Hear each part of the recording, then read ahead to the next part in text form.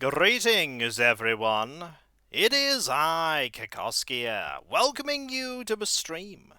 The pre-stream, to be exact, where you have the opportunity to get here, get comfortable, and get ready for something a little different, for a little break from the video game playing. For today, we are not here about a game. We are here about a book. A very particular book. A book you may or may not have read. A book that I wrote and that I published. Self-published independently. You may have heard of it. It's called Errant Hope. Sword Saga Book 1. Hello Deus, hello Derpy, Adosorio, Ada, Not a Rogue. Cav there with the test. Miss Strawberry, it's scary. You don't know the half of it. It is also extremely hot in here. It is like 29 degrees Celsius. Errant Hope, I read that book. I'm glad you like it. So, I've had this idea sort of brewing in the background. You can read it too.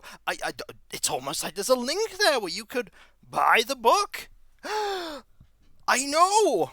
It is surprising. But, yeah, I've had this in the back of my head for a while, this idea of, it was sort of implied that that would happen. But I've had this idea in the back of my head for a while of why don't I do this? And so I have decided that we're going to do this. Also, Cav is here. Hello, Cav. A book you could buy and read. What will they think of next? A book that I'm going to read a bit of. But, yeah. I'm here. It's extremely hot.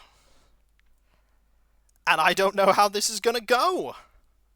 There's going to be a disaster. I'm a bundle of nerves.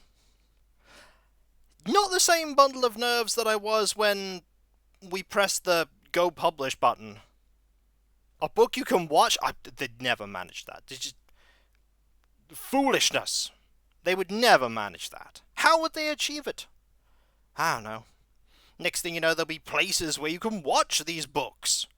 Kika reads out loud the entire... don't think... Yeah, have I mentioned it at the cover art? That would be, Sonia, the art bear, themselves. And an absolutely fantastic book cover it be. And, who did some of the editing? I mean, might be someone in the chat here. It might be someone. This is going to be, a very different kind of one, because there is, no music on my end. Feel free when you're listening to add your own music. I half expect the Benny Hill theme, or all sorts of other, tomfoolery. I'm going to leave it quiet, apart from me talking. And boy, is it hot in here. I have beverage here, though. Beverage being drunk from beverage glass.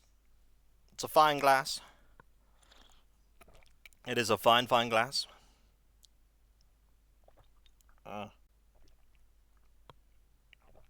Gotta make sure I don't drink while I'm doing the reading. You see this little timer in the corner there? Cav did a lot of work on this. I'm really chuffed with it all. It's really cool.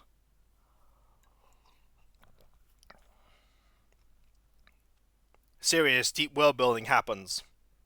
Yep. Exactly, Ada. Exactly. You know the scariest part? I need to get the voices of all the characters, like, correct. That's gonna be hard. I mean, I have voices for them, but it's gonna be difficult. It's gonna be very difficult.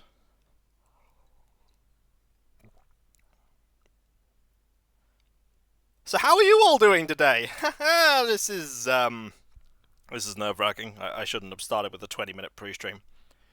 But here I am, slowly turning into a puddle. Hello, Tom Tom. How you doing? Just relax and have fun. I'll try, Arena. I'll try. How are you doing? Welcome. First time seeing you here. Mayhem. Great to have you. And there's Foxy Mofo, and apparently that did not appear. There was no sound for that. Huh. Don't know why there was no sound for that. I do have sound set up. Waiting for a thing? What a thing you read. Had sound on our end. Oh. There was no sound on my end. That's weird. Ah, well, as long as there was sound on your end, that's fine. As an author myself, I sure understand the feeling. Oh. You'll live without. I know why this happened, but let's try not to fix it live. It's fine. We won't have the... By the way, thank you very much, Foxymo, for 37 months. That is so absurdly kind of you. But, we'll be turning off the sounds for this when the actual reading starts. Now, for those that do not know what the structure will be, and that is for pretty much everyone, what we're going to do is I'm going to read Chapter 1, and then there will be a moment of pause and a little bit of opportunity to have conversation and people to ask questions and all sorts of stuff. And there is Cav gifting 3 months of subs to Miss Strawberry. That is 139 subs you have gifted so far, Cav. That is so absurdly kind of you. Thank you. Waiting for a read-along, of course. You'll be waiting another 13 and a bit minutes? 13 and a bit? Out of all the days that this could have happened, it happened when it was like nearly 30 degrees. Hello, MC. How you doing? Shall we get our books? I mean, if you have your book there, you are more than welcome to, but you will not necessarily need to, because Cav has done a wonderful thing where the words will appear on the screen. And in fact, not only will the words appear on the screen, but also it will highlight the sentence that is being read. It's amazing. It's a miracle of stuff. Hey, good to see you. How are you today? And certainly have to order this book myself. Well, I mean, there's a link where you can buy my book. Yeah, karaoke mode. Cav is a wizard of this kind of stuff. Creating... You actually also use the reader if you want to jump around yourself. That is true. You can. Cav is a very, very smart. I am slouching in this chair. I should totally be proper and sensible, for I am not a silly person that does silly things. Also, I do have a throne wish list, that is true. It is, I will admit, it is very weird to have a stream where there's no audio coming through, like no game or anything. Kiko is very serious. I am the most serious. Ask me how serious I am. Mayhem! Yippee! And there's Kenton there with 45 months on a 43-month streak. Fuck! Thank you ever so much. That is so kind of you. Thank you. How serious am I? Exceptionally. The most serious of people. Like, hands down. Completely serious. It is really hard. But I will survive. I have plenty of beverage. So much beverage. So yes, it says on the screen there about no spoilers. For I'm sure it doesn't need to be said. Looks like today's stream will be especially taxing for Kiko. For more than one reason. Hello, Derpy. But, I'm sure I've said that to you already. I'm nervous, can you tell? But no spoilers. If people have read the book already, or have read beyond the point that I'm at, don't spoil it for people. Let them discover. Let them enjoy. As serious as a cat attending a class on the proper etiquette of knocking things... That's a very serious thing. Will there be words in this book? I have good news for you. There are words. In fact, there are commas too. Cav, how many commas are there? How many commas? Yes. An accurate answer. There are yes commas. There are yes commas.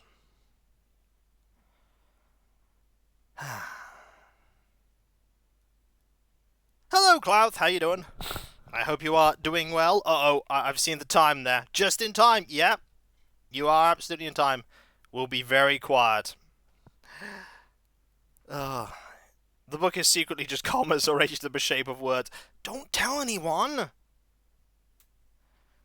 Don't tell anyone! You just realized the stream was muted for you. I've done that before. All it takes is trying to type in an M when you aren't in the chat box. Yeah. Yeah. Fortunately, I don't need to have, like... I could make sound effects, but I think it would be a bit silly if I made sound effects. So I'm not going to. Except the sounds that are coming out of my mouth right now, which is, spoilers. Rackenshan, really? We haven't even started yet. We haven't even started yet. Honestly, I mean, might as well just call it off at this point. You can make your own sound effects at home, that is true. There's at least one programming language that has just like all of the white space keys. I think it's called white space, which is it doesn't display any of the symbols. So you can code in it, but you can't print out your work because you can't see it. But it works.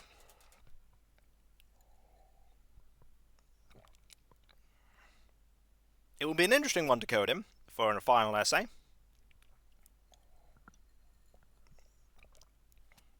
But you can, it just won't look like much. Show proof that you made it, sure.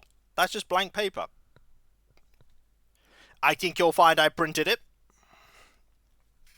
Hello, Zerbit. How you doing? Hope you're doing well.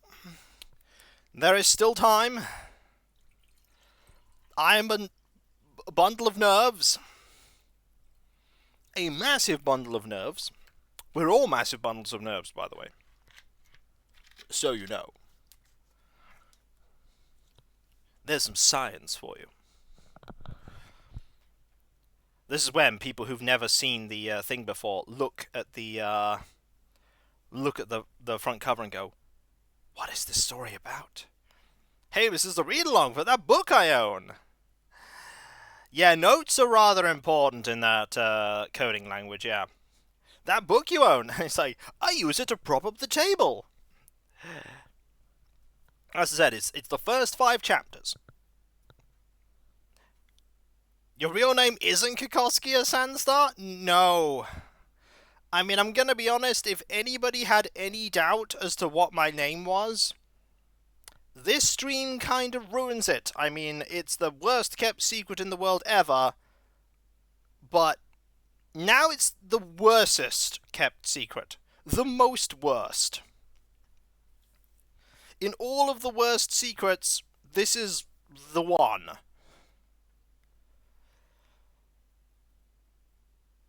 It is the one.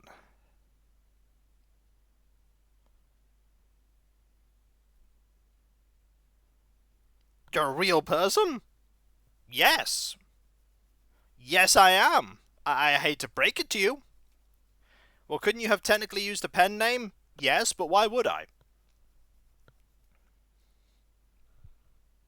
Why would I? I'd like to publish under my own name.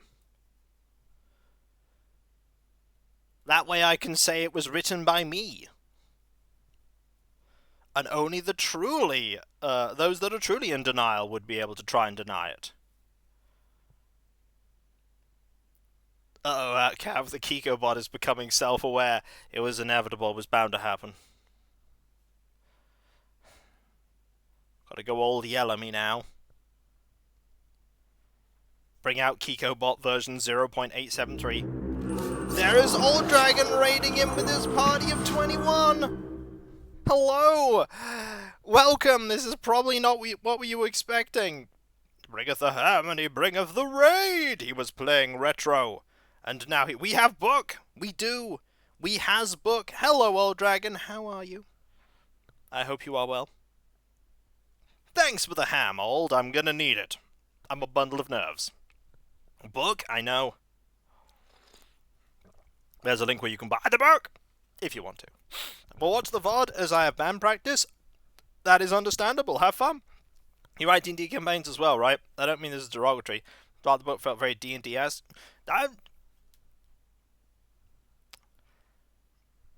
You will see. You will see. Took me years to realise what VOD meant. Hello, Fraser. How you doing? Wrapped up Catalina's story in Uncharted Water 2. That sounds good.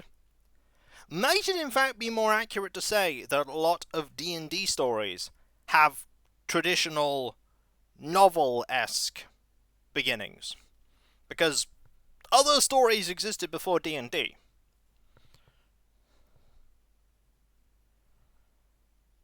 Also, this story predates me playing D&D. No, afraid not. Other stories existed before D&D, old dragon. I'm sorry. Nothing exists before D&D. It's just like, D&D existed, and that is when society came to be.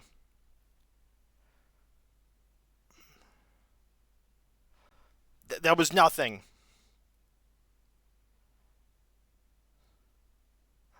It's just a void.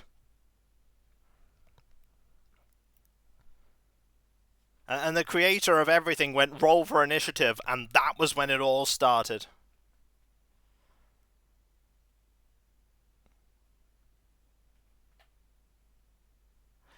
I can see this is going to be an interesting stream. And it is still warm. It is so warm.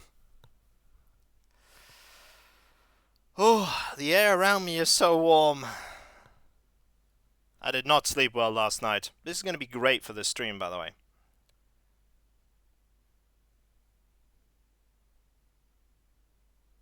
It will be interesting to see the transcription try. Yeah.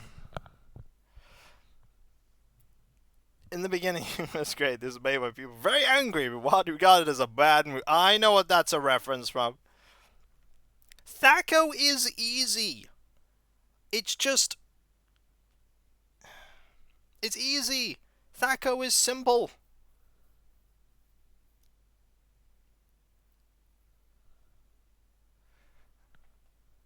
You just gotta sit down and look at it.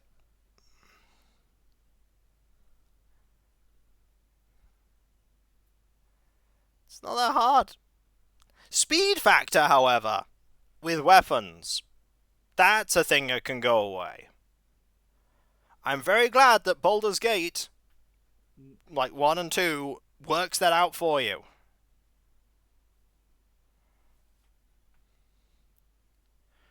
So far, and thanks to all the... So this will be very interesting. 2 minute. Then I will mute the reading alert. For those that are staying, by the way, from Old's Raid, welcome. We're going to read a book. Sit down, get comfortable. We got 5 chapters of me and my writing. Well, not me in the book, because I'm not in the book. I am not in the book. There is no me in this book. There is me in how I write it, but I am not there. I am not there. Wish I was comfortable right now. I'm just slowly congealing into a liquid mass of... No, there is no self-insert character here. Oh no. Oh no, there is not. If you buy the book, you'll see. How fast do you read? Can we get it all done in 3 hours? We can get it done in 3 hours. Trust me. We can get it done. I am not Stephen King. Hello there, Game Freak. How you doing? You arrived just in time. Fortunately for Kiko, there is no self-insert. Indeed. You may see why soon enough. You may see why soon enough. It's a very cheery book, Cav. It is the cheeriest of books, okay? It is a happy tale. It is a happy tale. Hard to believe I got here from looking up Chex Quest all those years ago. Well! It's a very cheery book. D.D. has doubt. No! Well, that's just the thing about writing. like, things get added. But it is 7, so you know what that means. I mute this. Every page has the word happy written in it somewhere. Does it? Shall we get started, folks? Are you sitting comfortably? Are you sitting comfortably? I need to reposition everything and shuffle a couple of times. Whew. Are we ready? 'Cause I'm not. I'm not at all. But, let's get this going. You can do it. I mean, I know I can do it. I want to tweet back, but I'm making do. Well, hopefully it gets better soon. Alright. Are you sitting comfortably, everyone? Then, we shall begin. I just press a little scroll down, and suddenly, Kiko will need to ignore the chat until we finish a chapter. That is true. I will ignore the chat, and then I will talk. So, let's go. This takes a lot of concentration. Chapter 1. Hear ye, hear ye! Let you be warned that wolf-pack sightings are on the rise. People are advised not to leave the village bounds after sundown, lest you wish to put your life in the hands of the gods. Hayford Village Crier. An uneventful day was always a bad one for Callum. His hands had barely been dirtied, and his coin purse remained light. Standing by the well, he watched the daily life of the village go on, an outsider despite his years of residence. The looks he sometimes got from the others reinforced it. Some gazed through him, others passed a grudging noise of acknowledgment. He'd at least made it through the winter, a cruel one by anyone's standards. The river had frozen over, the soil a nightmare to till. Idle farm hands, when the snow piled up, had meant even less work. Dark nights spent sheltered, but hungry and cold. Still, he'd eked on by, and the spring had brought with it new houses to build for families moving in from neighbouring villages. They'd been thankful for his help carrying building materials and running errands while they were settling in, but today was not those better times. Callum tried to tidy up the mess that was his brown hair, but the eternal battle was, as ever, futile. Brushing dirt off his rough green cotton shirt was just as pointless. With no sign of a caravan passing through, he reluctantly abandoned his spot by the well, hoping beyond hope that his luck would turn elsewhere.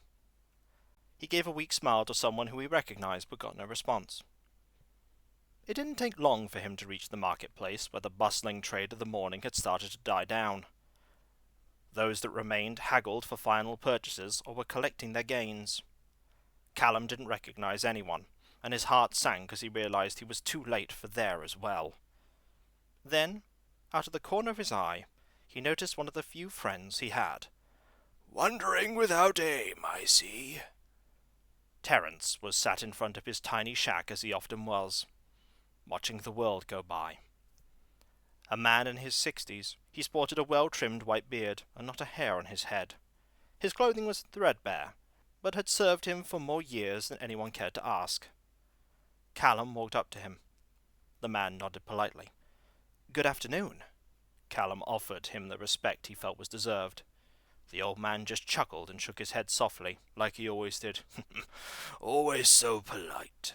His smile had a warmth no calamity seemed to shift. "How has the day been keeping you?" "Not well. Little work and not much prospect of it either." "And what of you?" "Things are going as they go." Terence was watching the market himself. "There are a few traders there. You might still be lucky." "I doubt it." "An hour earlier and things might have been different for you." Terence indicated to empty stalls that normally bustled with life. "A wealthy man plans to host a banquet. Bought up much of a trader's supplies. They say he might be hosting the Duke." Callum sighed. "A lavish feast when people toil hard," Callum remarked, remembering tales of some of the more dubious taxes the ruler of the lands had instilled, all for peculiar reasons. He also knew of the people who spoke out against him had sometimes vanished, and the king raised not a finger to stop it. He couldn't blame Franchi, though, a king child ruling before his proper time. a child king rather, ruling before his proper time. He may have been doing so with guidance from his regent, but that made the plight of the common folk little better. Then again, who am I to judge the actions of a duke? I know little of what he actually does. To not do so would be folly, Terence's remark to a strange look from a passer-by. To speak so openly. I'm an old man. Who cares what I think?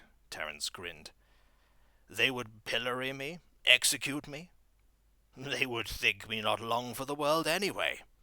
You there! Came the call from down the street. Callum ignored it until the person spoke out louder. Yes, you! Turn to me when I address you, commoner! Callum did so, and saw a man in regal attire, or so he believed. The colour of his shirt is what made him think of wealth, the purple of lavender flowers. What separated the figure even more from everyone around him was how clean he was. About Callum's height, but twice his age, the 40-or-so-year-old man had long brown hair down to his neck and a stiff, lean face. The black hat he wore had a large white feather in it, complementing well the cloak of the same colour that just managed not to trail in the muddy street. Rings and a necklace of silver finished the picture of prosperity, but the two thugs that trailed a little behind him were a stark contrast, armed with clubs and wearing boiled leather jerkins. Are you talking to me? Callum checked just in case. The man rolled his eyes over dramatically. Yes, you simple-minded oaf, patronized the man. His accent wasn't a local one. But now I see and hear your mannerisms. Perhaps I have chosen poorly. Someone of sharper wit can better serve me. If it's work you're offering, I will happily listen, Callum quickly interjected. Unless it's illicit. Terence frowned, but kept his mouth shut. I am a man of noble blood, not a common criminal. Cuthbert of Geldren. I presume my reputation precedes me. Callum had heard of neither him nor the place. The man scowled at the lack of reply before his face returned to disdain. Normally I would not lower myself to ask one of the common rabble for an errand, but it would seem I have no choice. The guard is, as of this time, unavailable for my task. Would you believe that they said they were busy guarding the perimeters of the settlement? The nerve to refuse one such as I for such trivial matters! Callum's opinion of the man was dipping further by the moment as Terence's frown deepened. He thought twice about his previous enthusiasm, but he needed this and the money it entailed. What is your task? Callum asked. The ruffians that flanked their master were dubious of Callum. One pointed at something about him and shared a chuckle with his companion. There is a letter that I need to have delivered to my dear lady that resides in the next town over. I presume you know of it? Vaguely.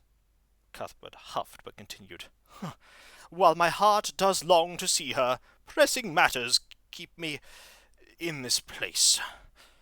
The letter expresses things that you cannot possibly understand, and should be delivered with utmost haste. Now? Callum looked to the afternoon sun. Wolves roam in the dark, Terence finally added. Poachers as well, especially this time of year. The noble scoffed. The ruffians chuckled again. Am I to be scared by stories told by children? No. This is a task that I will ask you only once to fulfill. I am sure many others would wish to assist one such as I. Which is why you're asking a commoner, am I right? Terence smiled after his question, earning another scowl. You be silent. This conversation is between me and him. My friend has a point, Callum conceded. This provoked a stronger scowl. And I presume there is payment? My lady will reimburse you sufficiently for the task at hand, I am sure. She has money enough. I don't work on presumptions, I'm afraid. Cuthbert looked even more annoyed as well as surprised. I beg your pardon? You promised nothing for delivering your letter and endangering my life. If your lady isn't interested in paying, or worse, has soured of your affections, it will be for nothing. He took a breath. I'm afraid I cannot help you today. I wish you luck, though. Anger turned to confusion, then flitted on bewilderment, before settling on simmering annoyance. "So, you wish bribery to perform a good deed." The noble's words were muttered quietly. A man cannot live on good deeds alone. The ruffians on either side of the purple-clad noble began to step forward, but were stopped by the jingling of coin from a purse. Callum watched the noble reach for each piece of coin, noting to his surprise that it was silver, not copper, that he drew out. With each coin the man assessed Callum's reaction, each one in turn until he reached 5, placing them in a very small pouch. He tempered his excitement, trying to keep a neutral face. "Here," Cuthbert tossed it to the ground flippantly. "This will no doubt suit your mercenary hunger." Callum quickly went for the money before another could snaffle it. "If this letter does not arrive to her post-haste, you do not wish to know the fury that I can unleash against you." Callum had already tied the pouch to his belt, his uncertainties having washed away. A walk to the next town over was worth far more than 5 copper, but this was silver. "I shall set off immediately," he assured his newfound employer, "and not stop until the task is done." The man held out a very carefully sealed letter made of fine paper, which Callum took with equal care. "See to it that you do." The noble paused. "What is your name?" "Callum, sir. Callum Aganis." The noble frowned once more. "See to it that you do." "Callum." He said the name with ominous emphasis. Turning away, the noble and his guards withdrew with purpose, quickly out of sight. Presented now with a mandate, he didn't give any words to his old friend, and knew the man would forgive his wanting to leave while light still remained. With haste reserved only for more urgent things, Callum made his way to the perimeter wall.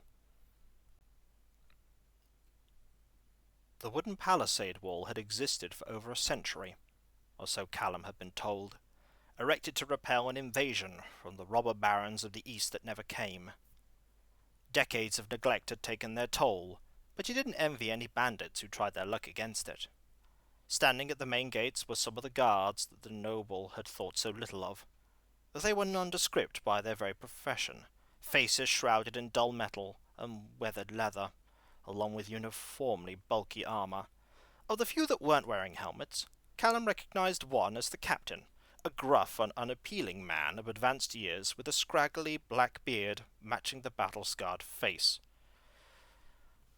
The other standing beside the captain lacked as many years behind him, though his brown hair was starting to recede and grey. Standing a few inches shorter than 6 feet, just as Callum did, the guard had the frame to wear his suit of chainmail comfortably, and a finely made halberd in hand. The younger guard's brown eyes met his own green ones, and he flashed a warm smile as Callum approached the open gate. "You're travelling out into the wilderness?" another guard asked, a man watching him warily. "I have a message that I must carry to the next town over as soon as possible," Callum answered honestly. Another guard looked over while stringing his crossbow. "Too dangerous. Wolves are out this time of year. Your journey can wait until morning." "You can't stop me from going." Callum was determined. He had a job to do. The guard, about to respond, was interrupted by the halberd-holding one, who had moved away from the gate. "When you've got a job to do, you do it." His voice was softer than the other man's, but still had the coarse edge of a professional man of conflict. He turned to face Callum. "What's your name?" "Callum," he replied promptly. "And yourself?" The captain was watching with a frown. He'd gotten a lot of them that day already. "Saracen." The guard looked at the letter Callum held. "That message urgent, eh?" "A very annoyed man of high birth asked me to deliver it." That prompted a smirk from Saracen. "We had the pleasure of his royal uptightedness earlier today." The sarcasm put Callum at ease. He hadn't spoken to the guard much before in any settlement he'd lived in. Their stern demeanour had put him off. That, and he was usually busy himself. A handful bristled with more weapons than he thought reasonable, and a couple had bordered on appearing sinister. Saracen, however, seemed pleasant and approachable. "I hope it was a lot of coin he offered to you." "Enough to make the journey through the night worth it." "The woods are pretty dangerous at night. You got yourself a weapon?" Callum blinked. "I've never needed a weapon before. No one has gone at me with anything other than their fists." "Punchers won't fend off a wolf's claws, let alone their teeth." Callum felt a sinking feeling, picturing the feral beasts. Blood and gore flashed on his mind, mostly his own, along with fear. Saracen stroked his stubble in thought, right hand firmly holding his weapon. Then he stepped back and picked a heavy-looking mace that was propped against the palisade. "What you need is something to bash their brains in." "I wouldn't know what to do with it," Callum told him. "I suppose I could get a staff or something from a trader." The captain narrowed his gaze as Saracen held out the metal mace, offering it. "You'll be giving him nothing," the aged man barked to Saracen, arms folded. The other guards watched now, warily. Saracen ignored the stare he was getting. "That weapon's worth more than your week's wages. Would you rather the man be left to the fates?" "He's only borrowing it," Saracen objected to his superior. "To him, it's money in his pocket." The captain had turned his eyes to Callum, looking through him. It made Callum feel small and uncomfortable. "I know his type. They're all the same." "I don't ask for charity. I'll manage just fine on my own." Callum's declaration did nothing to stop the captain from approaching. The captain glanced back at the guards watching the spectacle, and they quickly returned to their duties, with renewed purpose. "Charity is wasted on people like you," the captain answered. "But you're a poor judge of character," Saracen quipped quietly. His superior frowned once more, the wrinkles on his face comfortable in that expression. "You're better?" Callum felt even more uncomfortable now, for causing a fuss more than anything. I don't mean to cause trouble." Callum doubted his words would make any difference. "I'll leave you in peace." Saracen shook his head, and offered the mace once more. The captain's anger was ignored, leaving Callum to stare at it. "And you'll leave with this weapon. You'll be returning here anyway." Saracen finally turned his head to the captain. "And if he doesn't return for whatever reason, you can take it out of my wages. Either way, the guard isn't out of pocket." The captain grumbled with dissatisfaction, but said nothing. "I do indeed intend to return, but I don't think I can accept your weapon," Callum insisted once more. A second later, the mace had been given to him, the younger guard insistent in the action. Waiting a moment did nothing to get the offer to go away, so with reluctance, he took hold of the mace. When Saracen let go, Callum discovered that it was not only heavy, but unwieldy too, struggling to keep it upright. Swinging it with one hand would be an impossibility. The captain of the guard remained skeptical and very unimpressed. But again he said nothing. "Just bring it back in one piece with you, much the same, and I'll be happy." Callum still didn't know quite what to do with the weapon. To hold it or try and attach it to his belt somehow. Either way, it was his for now. "And don't thank me, I'm just doing my job. Now get yourself gone. You've got a long journey ahead of you." Not needing to be told twice, Callum walked past the two and through the open gates. He glanced briefly behind him and then took a breath, setting his eyes on the path ahead as he began his journey proper, heading towards the forest in the distance. "You're too trusting," the captain told Saracen gruffly, still clearly annoyed. "It's cost you before." The elder guard straightened out the sleeves of his jerkin. Saracen had never asked about the captain's battered breastplate, something that looked out of place as a singular piece. It had the hallmarks of being part of something far greater, perhaps a suit of plate mail. That kind of equipment was only held by knights and their ilk, and Saracen knew that his superior was not of noble blood. "With all due respect, sir, bugger off." Saracen didn't have to take any crap from that man, and he wasn't going to. "It's my weapon to do with as I please. Besides, he seems a good man. It's a trip through the woods, not a battlefield." The captain folded his arms. "We've yet to have a single death this season from wolves or their ilk. He might have been the first." "He still could be," came the retort. He's better prepared now. That provoked a tut and a sigh from his superior, one he ignored as he glanced towards the distance. Callum was slowly becoming a small and distant figure along the pathway that led towards a large patch of forest beyond. And what makes him so important anyway? Many more pass this day, more will tomorrow. You won't pay them any heed. When Saracen looked to his superior again and thought on it, he couldn't put a reason to why he had thought Callum was deserving of note. Something just felt different for some reason.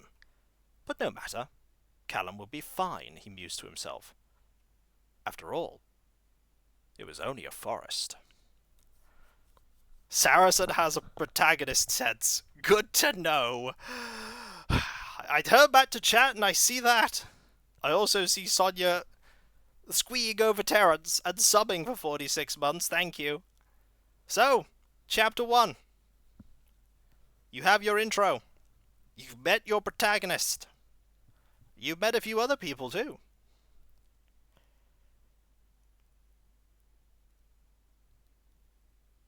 A derpy drinks. You did a good job. Thank you. I messed up a few times. A setting has been established. Yes. There are trees. We have confirmed that there are trees. Barry from the Tower of Elemental Evil voice comes to mind. A truly noble quest, aiding the cause of true love. Read. Delivering a letter. And people. There are people too. And some of them have names.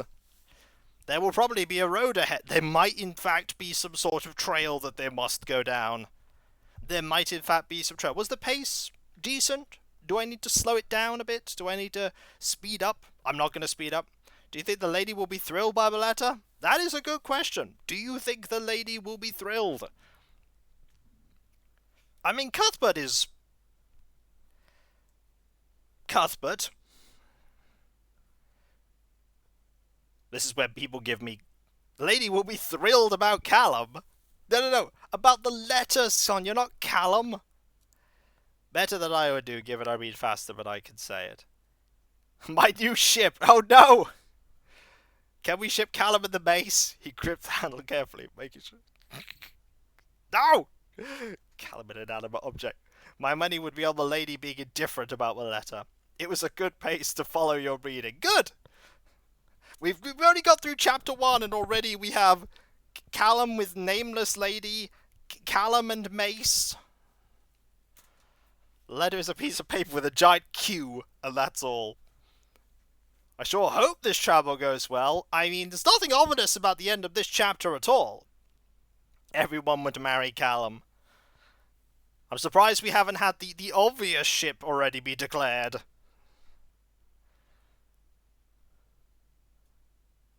I shipped Callum and Rode. That was not the obvious one I was thinking about. Callum and Rode. The fine pairing. Oh, Strawberry's come up with one. The obvious ship, we already shipped Callum and Mace. We already shipped Callum and Mace. Oh, dearie me. Callum and Mace. Alice is already commissioning the fan art. I recall reading a book by... I'm being confused. I put the book down, having no idea who the protagonist was. What obvious ship? Sarah's the cat is shot into woods. Sorry, Callum and Mace. Callum and money to buy food. This is true. He is a big proponent of having money to buy food. Now,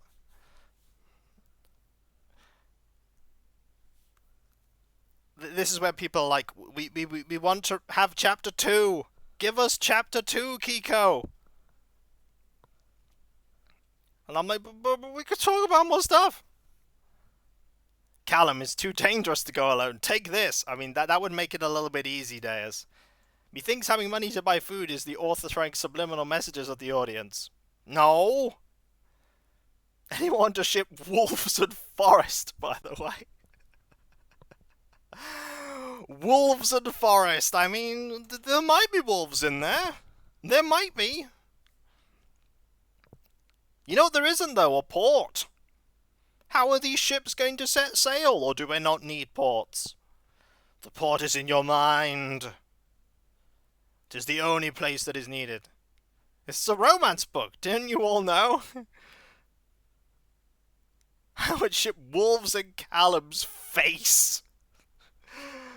There might be poachers. Those are mentioned to occasionally appear. That is true. Shippers prefer. As a reminder, you can all follow along. You can, or reread the preview later. Indeed. Indeed. Love letter poachers. Oi, we hand over the love letter and nobody gets hurt. What? You don't want my money? Nah, mate, we're here for the love letter.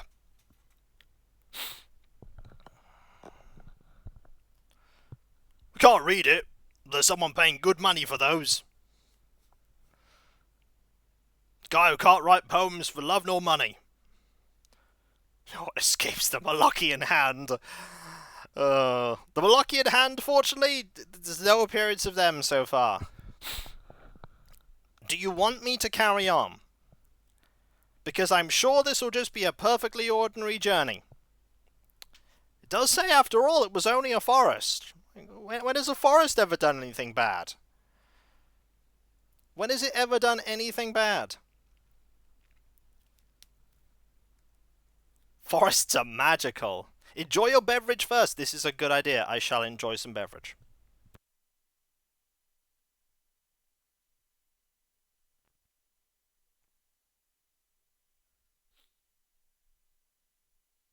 Nothing out of the ordinary for this book will happen on this journey. Exactly! I have enjoyed beverage. Forests are mad because trees fall all the time and there's nobody around to listen to them. Very true. Alright, beverage has been consumed. Do we go to chapter 2? Poor forests. I know. Pity the forests. Yes, apparently. Yes, we go to chapter 2. Let's go! Okay. Chapter 2. Callum found himself reaching the forest not too long before the sun was due to set.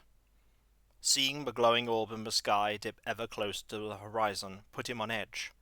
Only now was the prospect of being in the countryside at night beginning to scare him. A deep breath helped to steel himself as he stepped beneath the canopy of leaves, beams of light breaching the blanket of green. The pathway was worn and well-trodden, but it gave him no comfort, as even the vilest bandits used roads. Holding the mace that hadn't gotten any lighter firmly in his hands, he continued down the path deeper into the forest. He looked to the trees, cautious of them, as if they were a threat rather than any figure who lurked amongst them. I'm just being stupid. There's no one there, he said to himself. He couldn't see any other animals nearby. Not even the sound of birds preparing for the night interrupted the quiet. The whole forest had an eerie sense of darkness despite the light, some of which he attributed to his newfound fear of the place. He noticed some torches up ahead on wooden poles, illuminating the old trees on either side of the path. One of them had burnt out, but he grasped the other firmly and pulled it free from its stand after tucking away the letter in a spare pouch. The illumination and warmth brought with it a feeling of safety, one he hoped would last the night. Callum felt the temperature drop as time wore on. He had only his thoughts for company, thoughts that started to doubt. Perhaps all the silver in the land was not payment enough for the danger he might face. He looked around again as he approached a river, stopping to drink a few cupped hands of water. Crossing the small wooden bridge over it, he tried to distract himself by musing on what the silver he got would be used for. The noble had shown a lot of trust in him by paying some money up front. That or desperation. A less scrupulous man could have taken the money and fled to another town, took on a new life. But he was no such man. The coin was not much to Cuthbert, but for Callum it was plenty. It would keep him going for many weeks, months if well spent. He considered the nature of his infrequent income, the long lapses in gainful employment. He hadn't had a steady job for over a year, where he'd helped a nearby village build a watchtower. He'd been offered a position in a rural guard there, but turned it down. Fighting wasn't for him. He had no stomach for it, and was sure it would have shown. The night had begun truly when Callum decided to take a moment to rest his weary legs. Finding a stump of a fallen tree, he sat down and tried his best to relax. The worries lingering in his head had so far been unfounded. His nerves no longer so frayed. He had little option now but to walk through the night and find a place to rest when he arrived at his destination. Happening to look up, Callum glimpsed through the tree line a slow shooting star, an omen of events to come. If the omen was good or ill was a mystery for the sages. But for the as of yet uneventful journey, he took it as the former. Reminded then of the time and his nagging hunger, he regretfully turned to the darkness of the road ahead before finding himself looking up again to the starry sky. He didn't know why he looked up a second time, but he noticed that the shooting star seemed closer than before. Standing up, he narrowed his eyes and raised the torch, hoping to see it clearer. The star grew wider, brighter, and was moving very fast indeed. Before Callum had much time to react, there was a terrible sound akin to something tearing through the air, then searing heat, and a white flash of light erupting from the ground right in front of him. Dropping the torch in shock, Callum barely covered his eyes as he was knocked backwards into the ground by the sheer force of whatever it was. Dazed and winded, it was a few seconds before he looked again, fearing that the bright light remained. His vision was hazy, head light, as he tried to survey the surroundings. What had once been part of a dirt path was now a blasted crater 5 meters across, its surroundings aflame and the ground densely scorched. The torch had been extinguished in the fall, lying next to him. The canopy smouldered with embers, a hole torn through it by whatever had caused the light. The whole area smelled of charcoal and glowed with burning embers that threatened to spread and envelop all like a hungry beast if they found fuel. His head clearing a little, Callum tried to adjust to what had happened. Had he survived a falling star, one of the gods which gazed down upon them from the night sky? He had never seen a god up close before, and so curiosity and wonder bested fear, bringing him to the crater's edge. Looking down, he didn't know what to expect, finding that at the centre of the scorch marks, an object was embedded in the ground. Looking harder, Callum recognized it as a sword, making him wonder 100 questions. Surely a sword couldn't fall from the sky. It had to have been buried in the dirt below the path. But why would a sword... But who would hide a sword that way? An item of great value. It appeared to be about 2.5 feet in length, and looked plain. The metal was matted, tarnished and without shine. There was no remnant of the star, no body of a fallen god, and that made him nervous once again.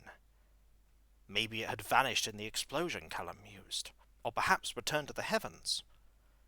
Afraid of the crater, but still more interested about the prize in the middle of it despite himself, he stepped over the lip and moved closer to the weapon that was stuck. No, embedded in the ground. Now next to it, Callum could see even more so how unremarkable the weapon was. He had seen depictions of knights in his younger years, and their weapons were pristine, elegant, and wondrous. The edge of the discarded weapon looked sharp. Not that he would have tested it. He stared in silence and considered his options. Out of his mind a crazy idea emerged that he initially balked at. Picking up the blade. A falling star had hit it. The metal would scald his flesh, but then how would it survive the impact? Callum didn't know why his worries were being pushed aside by the curiosity that was often more dormant, and despite his mind warning him not to, he moved his fingers and ever so gently touched the handle of the blade of the sword. Reflexively he pulled his hand back, but he felt no pain. There was only a slight tingling sensation in his fingertips that defied all explanation, entirely new, but not unpleasant.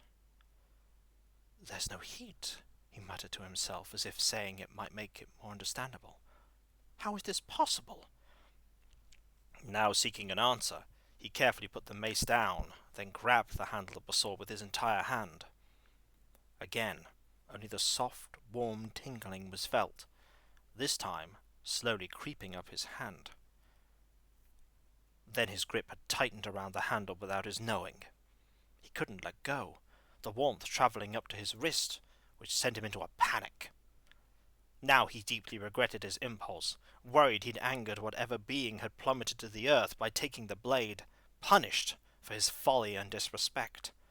In that frantic moment, Callum wrenched the weapon free from the dirt, and was surprised at how little effort it took.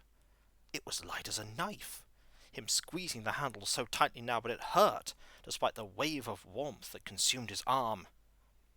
Suddenly, the strange sensation shot through his entire body, and he felt drained of all energy, on the verge of collapse. Before he could, the void within him was filled with a pulsing strength that was agonizing, and then immediately not so.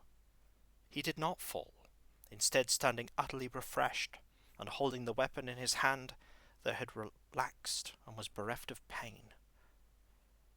He hadn't felt so good in his whole life, and even though fear lingered in his stomach, he stared down at the sword in disbelief. What had just happened? The weapon now felt familiar, as if he had held it 1,000 times before, but that wasn't so. Even as he tried to recollect the sensation that had utterly dominated him moments before, Callum felt himself so used to the weapon that it was second nature to hold it. He knew he'd never held a sword before, let alone this one. He had to be dreaming, he concluded. He'd fallen asleep on the stump somehow. That had to be it. But he didn't wake. Not even when he pinched himself. The feeling of being watched snapped him back to his surroundings, eyes darting cautiously and frantically about. The smouldering flames around the crater were his sole source of illumination now, and around him he saw only trees and darkness. But he wasn't alone. Something in him told him that he wasn't, and he wasn't about to dismiss it. Thinking the sword was perhaps a trap to lure people in, he was tempted to drop it and flee, but decided otherwise. It was better to have a weapon in hand if trouble came, than to relinquish his only source of defense. Stepping back from the crater, he grabbed the extinguished torch and relit it on one of the embers, trying to look around him. It was then that a sharp, stabbing pain in his head almost made him drop everything, only just managing to keep his footing. It was like something had been jammed through his skull, unlike any headache he'd ever had. Spinning in place, he caught sight of a pair of eyes in the woodland that was watching him, glowing unnaturally white. Perhaps it was a wolf, drawn to him by the flames and the falling star, but they were too high up for that. The pain in his head didn't subside, joined by a shiver that ran down his spine as fright once more gripped him. He held the sword tightly but clumsily. For all his newfound familiarity, he had no idea how best to wield it. "Who goes there?" He tried to sound brave, even as his voice quivered. "I am armed and know how to use my blade." At his words, more pairs of eyes appeared around him in the darkness, all staring straight at him. His fear threatened to surge into terror, now sure that the eyes didn't belong to wolves. No beasts of the wild had eyes which burned so bright. Turning to run, he saw his path back blocked by the eyes. The way forward also. It was then that Callum felt an even more terrible pain shoot through his whole body. It took him by surprise, sending him staggering back into a tree which he leaned into for support as his muscles cried out for mercy. Clutching to his blade, only through sheer force of will, he found the pain refused to subside.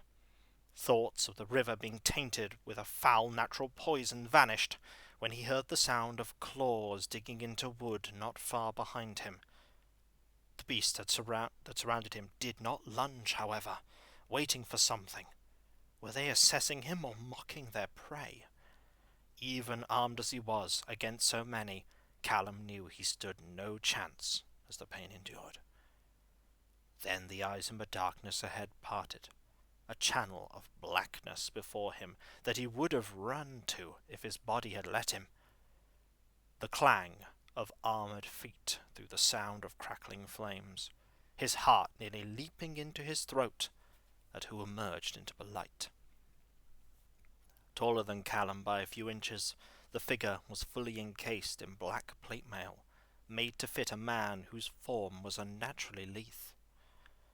The armour looked masterfully crafted, intricate runes and symbols running along where the plates joined, glowing with dark purple energies. It was far from complete, however. Holes had been sliced through it at various points, most notably near the figure's right shoulder. The knight's helmet looked vaguely like a closed helm without a hinge to open the front, plumed with feathers of the darkest night. Despite the shadows around him, Callum could see the eyes of the newcomer, entirely white save the pupil, unlike any man he'd ever seen before. They looked through him rather than at him, as if he were nothing, and yet something. A flowing black cloak complemented the dark attire he wore, but it was riddled with tears and holes. In his right gauntlet he held a sword longer than Callum's, handle enough for 2 hands if desired. Unlike his own, it was polished to a gold-tinted shine, excellently crafted, majestic, and wickedly sharp. The tint was something Callum couldn't understand, but he had no time to question it, nor was he able to, with the pain his body still felt. The imposing and terrifying figure stood before him, not 10 meters away. There was a chilling silence that not even the monsters out of view dared to break. Callum tried to back up, a reflex of fright, but the tree stopped him. The armoured figure did not speak, but laughed instead. A deep tone Callum didn't expect from one so thin. It was quiet and tense, and Callum didn't know why it was happening, why any of this was happening. All he could do was hope that the man's intentions weren't malign. A slimmer hope that was, as the laughter stopped abruptly. "This is all I had to do, to finally defeat you?" His voice had a strange mixture of smooth confidence and desperate annoyance, conflicting emotions in a man seemingly assisted by so many strange things in the darkness. Callum had never seen them before, but the figure seemed to know him, and indeed bore ill intent. Callum's arm shook with fear. "What do you want with me?" He held his blade tight, pointing it at the figure as a futile threat, it wavering in the air. Despite how pathetic he must have looked, the armoured man did not advance, eyes fixed upon the sword. "To kill you, once and for all." Callum had known that before the angry words came out. He wanted to see if a way to flee was open, but he was transfixed on the figure, frozen in terror. "You are alone now. They cannot shield you anymore. Not here. Here, you are nothing." He'd been fine with being mugged blind and left unconscious at the side of the road, but this was his worst nightmare. Anything was better than death, but one question ran through his head over his panicked thoughts. "Why? I haven't done anything to you," Callum stammered weakly, knowing he had nowhere to go. Yet the final blow hadn't been dealt. What was holding back the knight? The figure glanced to his left suddenly, as if expecting something. After a second, he chuckled again, satisfied by the nothing which happened. "For all you achieved, I see you for what you truly are now. You are not my foe. You never were. You are as the rest of you are, pathetic vermin." Callum was confused, horrified and afraid. "Your guardian will not come to your aid now. It looks at me, but not me. And provided I end you in one blow, it won't turn my way. But I don't even know you! How can I do anything against you? Words came only with great effort. Callum was even more desperate now, and he was considering begging for his life, a life he imagined would end very soon regardless. First I took from you your flower. Now the roots shall be pulled from the soil. The armored figure held his blade, as if he was to charge forward and cut him down, then looked at the creatures in the shadows. Kill him. Callum's nerve broke, and he attempted to flee at the command, past the tree he'd been up against and into the forest. Anything was better than waiting to die, as hopeless an effort it would be. Somehow his legs found strength, but as he turned, Callum almost collided with another figure, who seemed to have appeared from nowhere. As he looked upon the newcomer, the pain in his body ceased instantly. A tide of wellness that soothed his muscles, but did not cleanse his terror. The same height as him, the newcomer was also clad in a full suit of plate mail. His, however, appeared to be made of the finest gold, ornate and intricate in craftsmanship. It lacked runes adorning it, starkly contrasting the dark and gloomy attire of Callum's newfound enemy. His helmet was a plain crusader design without adornment, save a single green feather, the eyes hidden by shadow within. He had a shield made of the same golden metal, held in his left hand, and adorned with heraldry he didn't recognize, a purple shield, with a sword in the middle, and 2 white feathers on either side. A flowing yellow cloak finished the image of a knight in shining armor, it moving with the wind gently. The man had his sword sheathed, that the handle was very similar to the blade that Callum himself held. The black-armored man was startled by the arrival of the Golden Knight. The eyes in the darkness had not moved, staring now at the newcomer rather than him.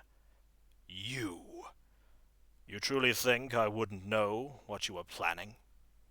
The Golden Warrior had eyes only for his foe in black, ignoring Callum entirely. His voice was somehow familiar to Callum.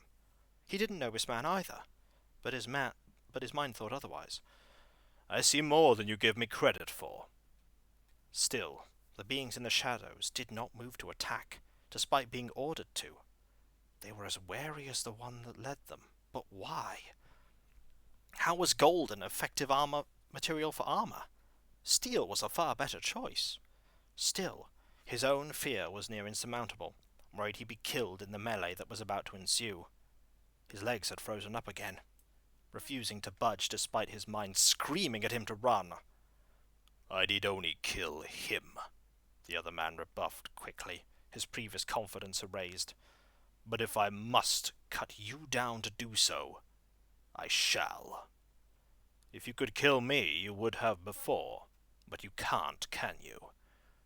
You've only just realized this, and now you're afraid.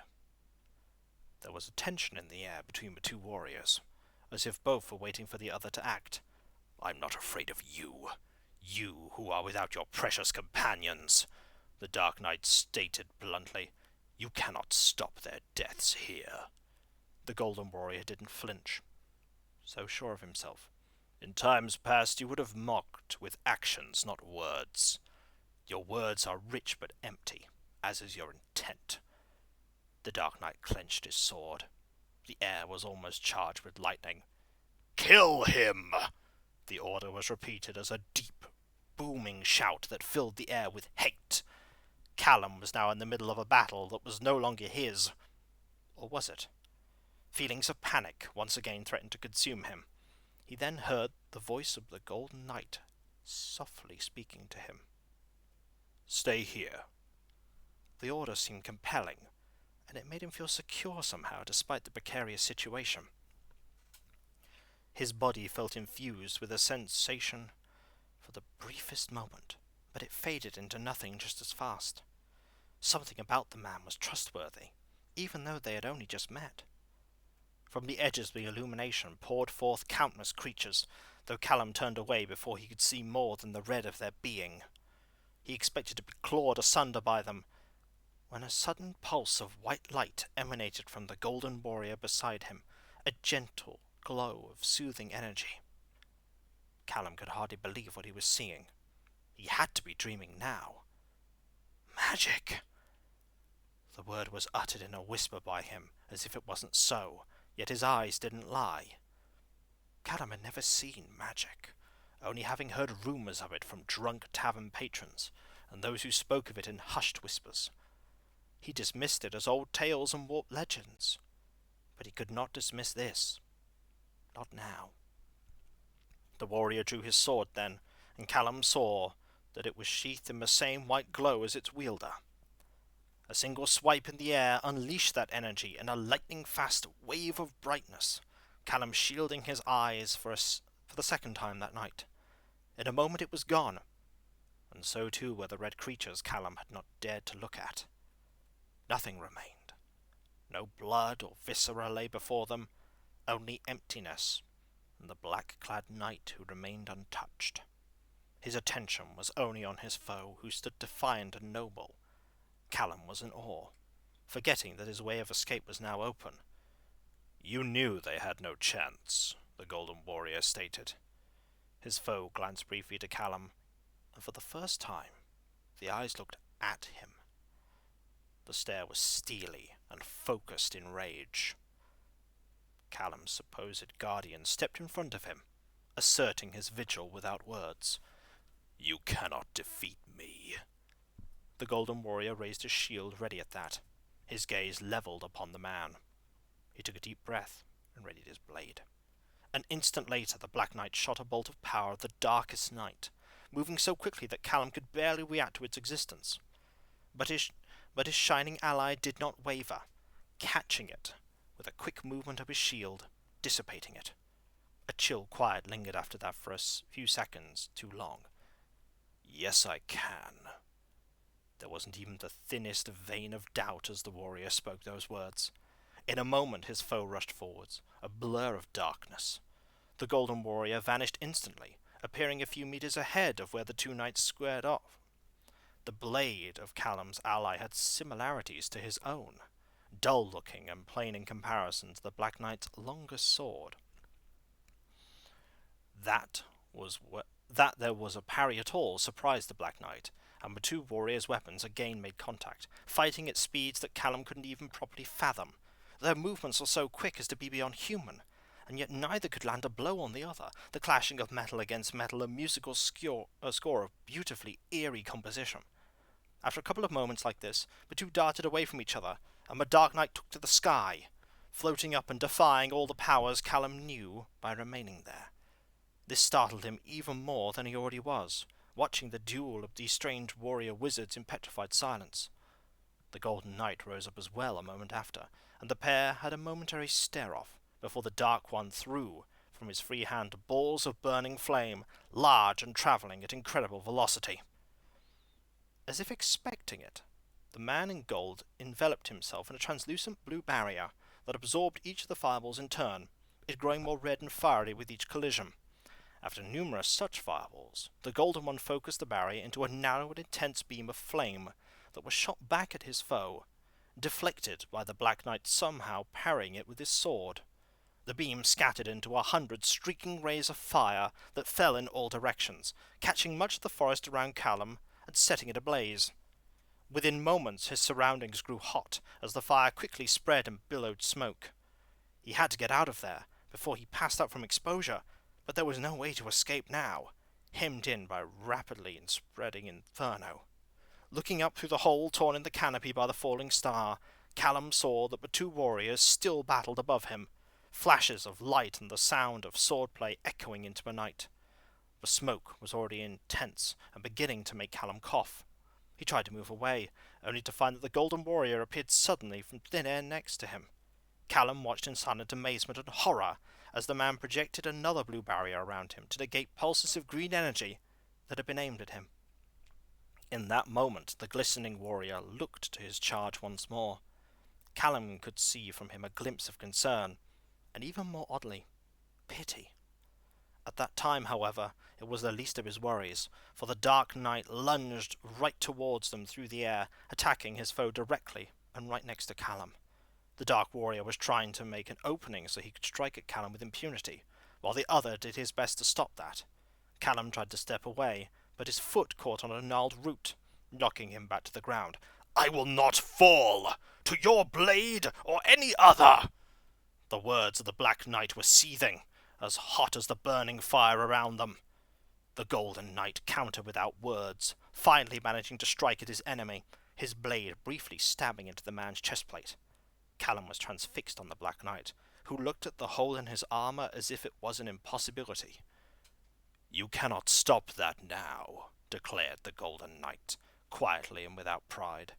The response he got was filled with the anger of 1,000 wounds, but was unintelligible to Callum. Whatever was being said cut through his skin and seeped deep into his mind, an alien cry of anguish and fury. With a sudden movement, the wounded foe blasted at both the Golden Warrior and Callum with an overwhelming wave of fire. Callum felt the searing heat and then nothing, blacking out. His last vision was the Golden Warrior looking at him, staring deep into his eyes. Something about the look he knew, even as he plummeted into oblivion. He had seen those eyes before.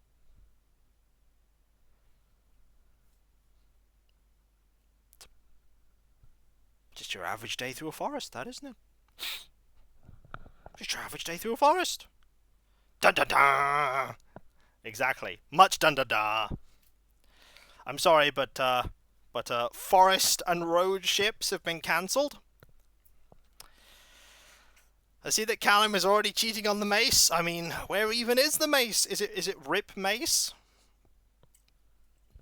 Rip Road? The forest behind my house is the same way. That poor forest. So, comments? It was at this point I remembered that this had nothing to do with the Threndy of Dusseldom. Yep, nothing to do with it. Intriguing ensues. Has the letter survived the Inferno? Well, we now have a sword. Callum is having a very bad day. A very bad day. Oh, yes.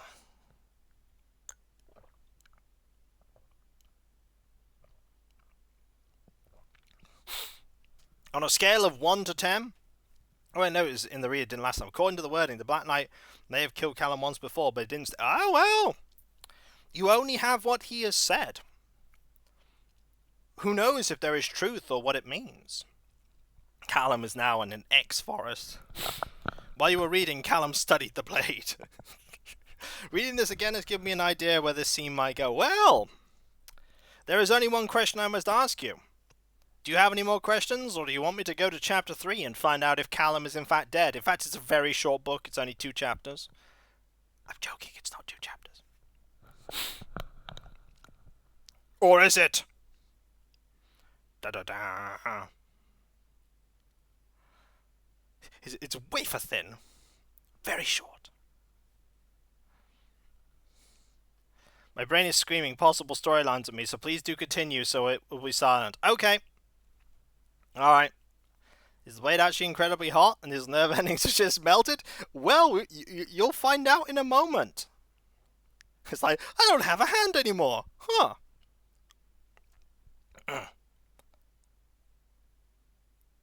Chapter 3. By royal decree of King Francis the Young, a duty is to be collected on the sale of products made of or containing silk. This is to be paid to your local tax collector at the week's end. Failure to do so will be considered an act of treason. Notice nailed to a tree at the Sheep's Crossroad. When Callum saw he was waking up in relative comfort, he knew something was wrong, though he was also relieved that he was waking up at all. He looked around and saw the wooden walls weren't full of holes that let in the cold wind, so he wasn't at home. His first instinct was to check himself over, searching for any sign of burns, injuries, or otherwise. To his amazement and then relief, there was nothing save tiredness and an ache in his limbs. That quickly shifted to confusion, seeing now that he was in a proper bed, with a straw mattress and a thin cover. The mace Saracen had loaned him was propped up against the wall, a sight which made him question everything. Perhaps it had just been a terrible nightmare after all. Maybe he'd made it to town and merely forgotten about it, allowed shades of sleep to muddle with his head. Yes, that had to be it. What he'd seen and experienced was just impossible. Magic didn't exist, nor did beings with burning white eyes or the knight who'd apparently recognized him. Seeing the sun through the window ahead of him, Callum guessed it was near midday, further supporting that none of those events had happened at all. Conversation from beyond the door to his left gave him pause. "You think he will be awake now?" The first voice was eloquent and refined, a man of education. The second was one Callum recognized. "Suppose so. Can't hurt to check." What was Saracen doing here? Surely he was back in the village. Didn't he have a job to do? Callum called out to those beyond the door. "I'm awake." His voice was weaker than he thought it was going to be. Had the journey taken that much out of him? The wooden door opened, and the first one through was Saracen.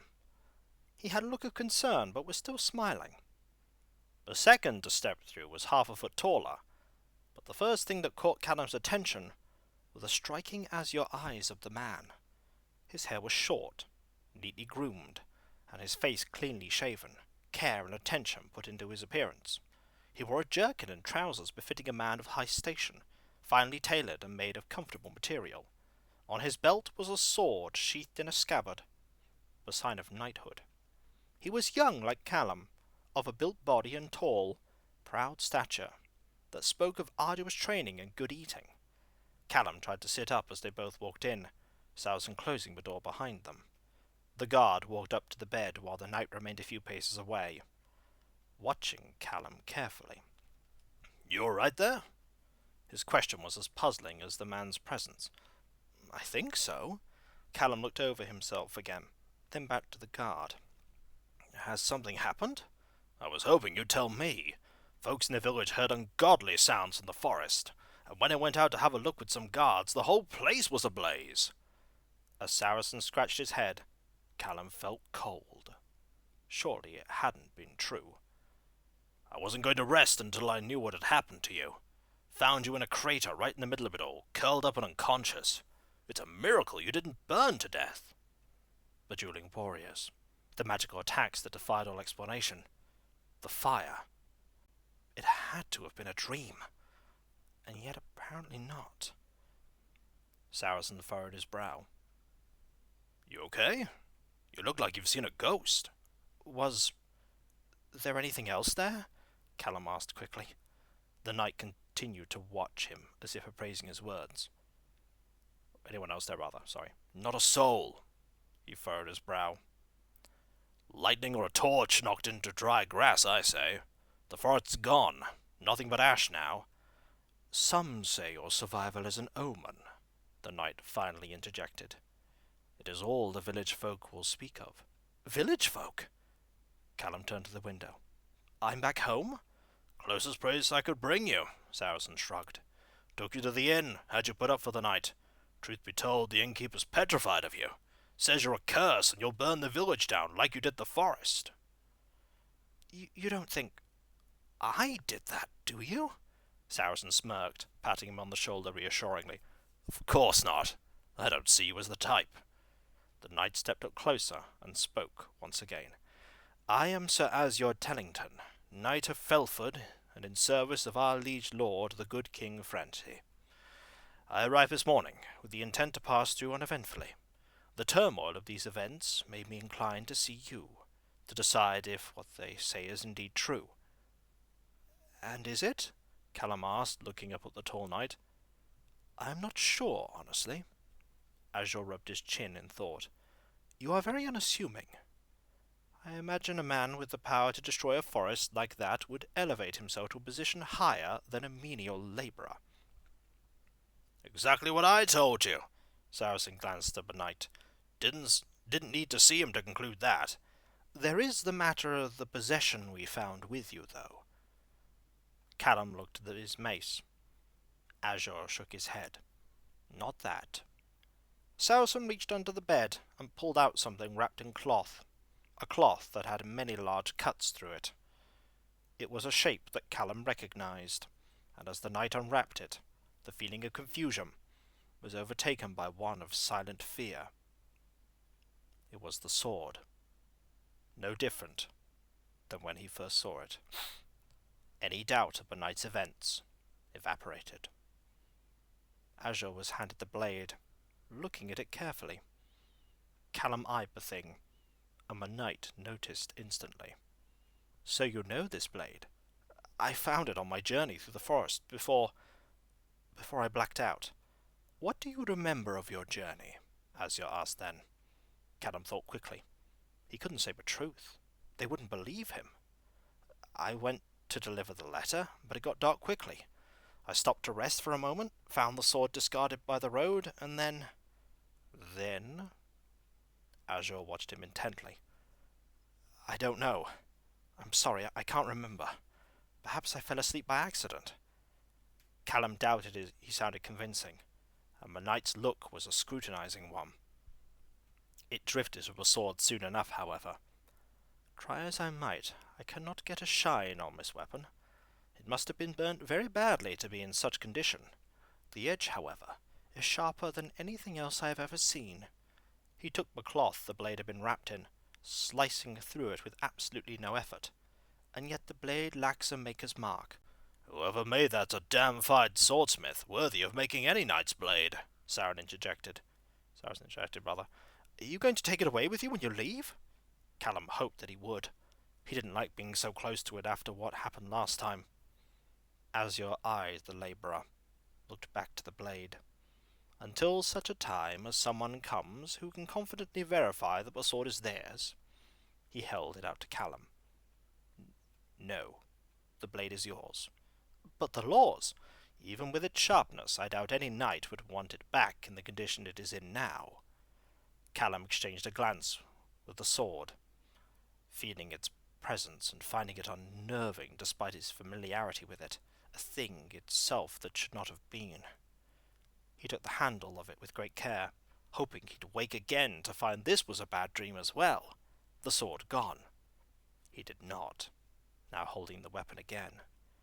He darted his eyes around, looking for the darkly armoured figure, for the strange things with burning eyes that dwelt in darkness. Nothing came through, and all the while Azure watched. "Are you well?" "Yes, I'm fine." He didn't sound confident, masking his fear poorly. "Poor kid's shaken up." "Not surprising," Saracen remarked. Then Callum remembered why he was on the road that night, guilt overtaking him. He looked around his person but couldn't find the pouch where he placed it. "Did you find a letter by me? I must take that letter." "Yes, there was that," Saracen sighed. "Cuthbert wasn't happy at all to see you back here. I didn't find any note with you. In all the ash and embers it could have burned up anywhere. His objections can wait, though. He can afford to lose a little time and coin, but a person can't be replaced. I'm just glad you're all right." There was a moment of silence, Azure pondering something. "There is still something I do not understand, that I cannot put my finger on." The knight looked at the sword again, then at Saracen. "If you would, will you show me the place where you found him?" "It's not a far walk. Can't see how it would hurt." The guard looked at Callum. "And I take it you'll want Callum to come along." Perhaps Callum returning to the scene of the event would trigger his memory, seeing how lacking it is at present. He said the last part with emphasis. "You all right with that?"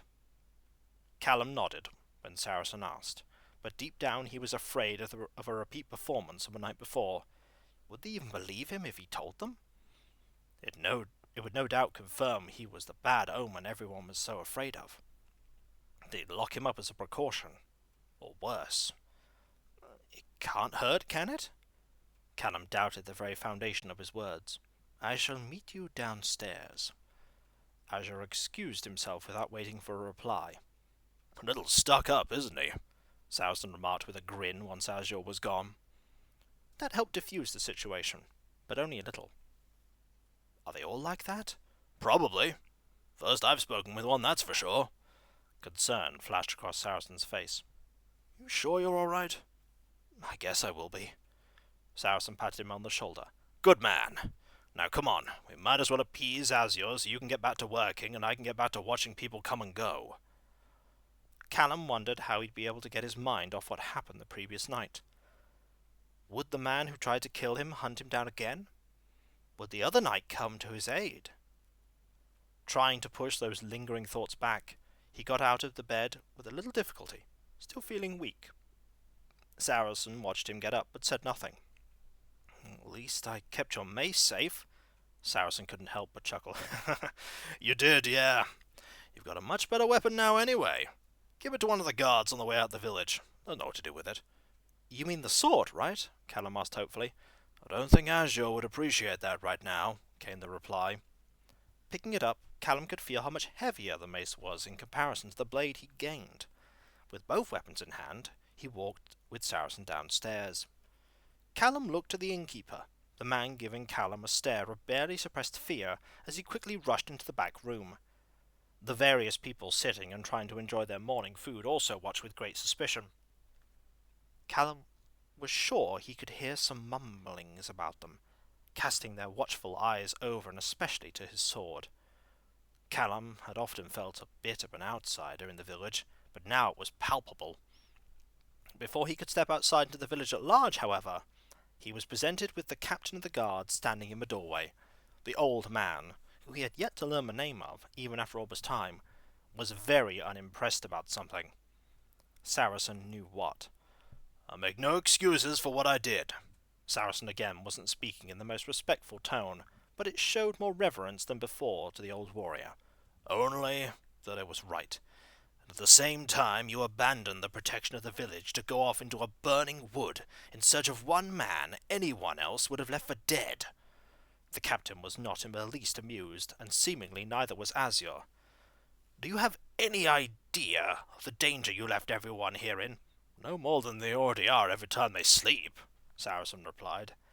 Callum was going to speak, but the stern look from the captain warned him to stay out of it. He did. 3 guards and myself weren't going to stop any brigands that chose to raid, or wolves that wanted to feast on sheep. I've already talked to those 3. They all pointed the finger at you as the instigator of your little rescue attempt. Azure then turned after the captain had spoken. You said nothing of your rescue attempt being against orders. Saracen met the disapproving tone of the knight with a slight shrug. I wasn't ordered to do anything one way or another. Use my own initiative. Nothing wrong with that. When you are disregarding your duty, there is a lot wrong with it. Azure examined the man who was addressing Saracen. Callum continued to be silent, not finding a moment to interrupt. All the while his mind swam with memories of the magic and swordplay. Azure then addressed the captain. With armour such as your own, I wonder if you are a man of nobility. An odd place for someone of such a station to reside, especially far from the trappings of civilization. He spoke eloquently, more so than he had to Callum. The old man looked at the knight without the same level of reverence. I think you're mistaken. The captain was dismissive. There's no sir or lordly title in front of my name. Only one of noble birth may wear such armour, Azure insisted, referring to the breastplate, even if it is just a small piece. It is crafted specifically for the wearer. That the man who wore this must have been nobly poor. Found it in a smithy many years ago, and it would fit me and a dozen other men if they tried it. Azure looked even more aghast at that suggestion. Callum decided that now was the time to speak. If you're intending to punish him for his actions, I believe it would be what everyone would have done. It's their duty to defend and protect all the people of the village, and just because someone goes slightly out of the boundaries, it doesn't mean they're beyond the guard's duties. And by that logic, you'd have the guard traipsing about the countryside every time a poacher goes missing overnight. The captain turned quickly from Callum, ignoring him and instead focusing on Saracen again. Duties come before morals. Azure seemed unsure how to react to that comment. If you're gonna kick me out, get on with it. Saracen was impatient. I'm not sorry for what I did, and you know it. Stroke your beard all you like, I don't care for your ponderings. He met the man's eyes. If it happened tomorrow, I'd do it again. And that's why you don't have a place here anymore. The statement was a thud in the chest of Callum, who didn't believe what he was hearing. Heroics and endangering yourself were not what he thought losing your job would be provoked by. Saracen, however, shrugged. Fine.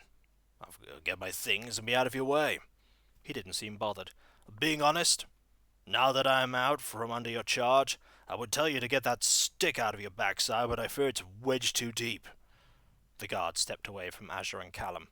I'll be with you in a moment. Callum was uncomfortable to wait, especially with the annoyed captain standing there. The old man was taken aback, but quickly returned to a stern expression, which he aimed at Callum. The stare was piercing.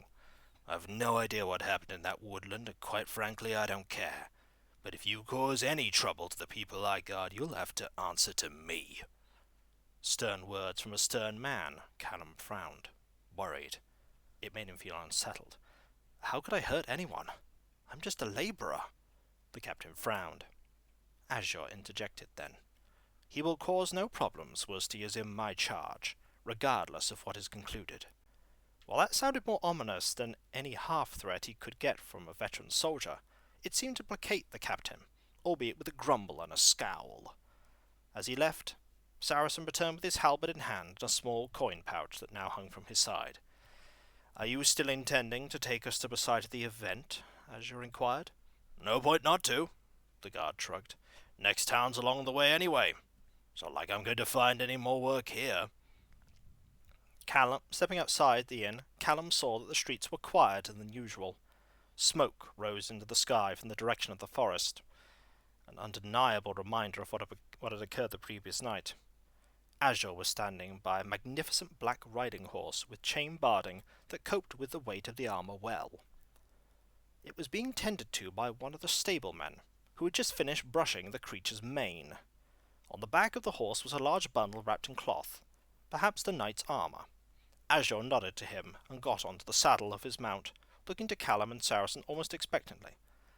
I guess he wants me to lead him, Callum commented to himself. Another glance at the surroundings found the atmosphere a little amiss. Something going on today? I think the taxman's coming, but apart from that, no, Saracen remarked. That'd definitely get people hiding. The former guard cracked a smile at that, but said nothing more, as they began to walk down the same route he'd had taken the day before, Callum hoping that history wouldn't repeat itself. He also hoped not to bump into Cuthbert, surprised the nobleman hadn't blustered his way towards them angrily at his emergence from the inn. Doesn't it bother you that you're out of a job? Callum's question provoked another smile from Saracen. A guy like me can get work anywhere. They always need new hands, even at my advanced age. I wouldn't think if you was old. Saracen shrugged. It's old for my line of work. Azure followed behind on his horse, commanding respect from the populace by his mere presence. He carried the looks with pride, but mostly familiarity.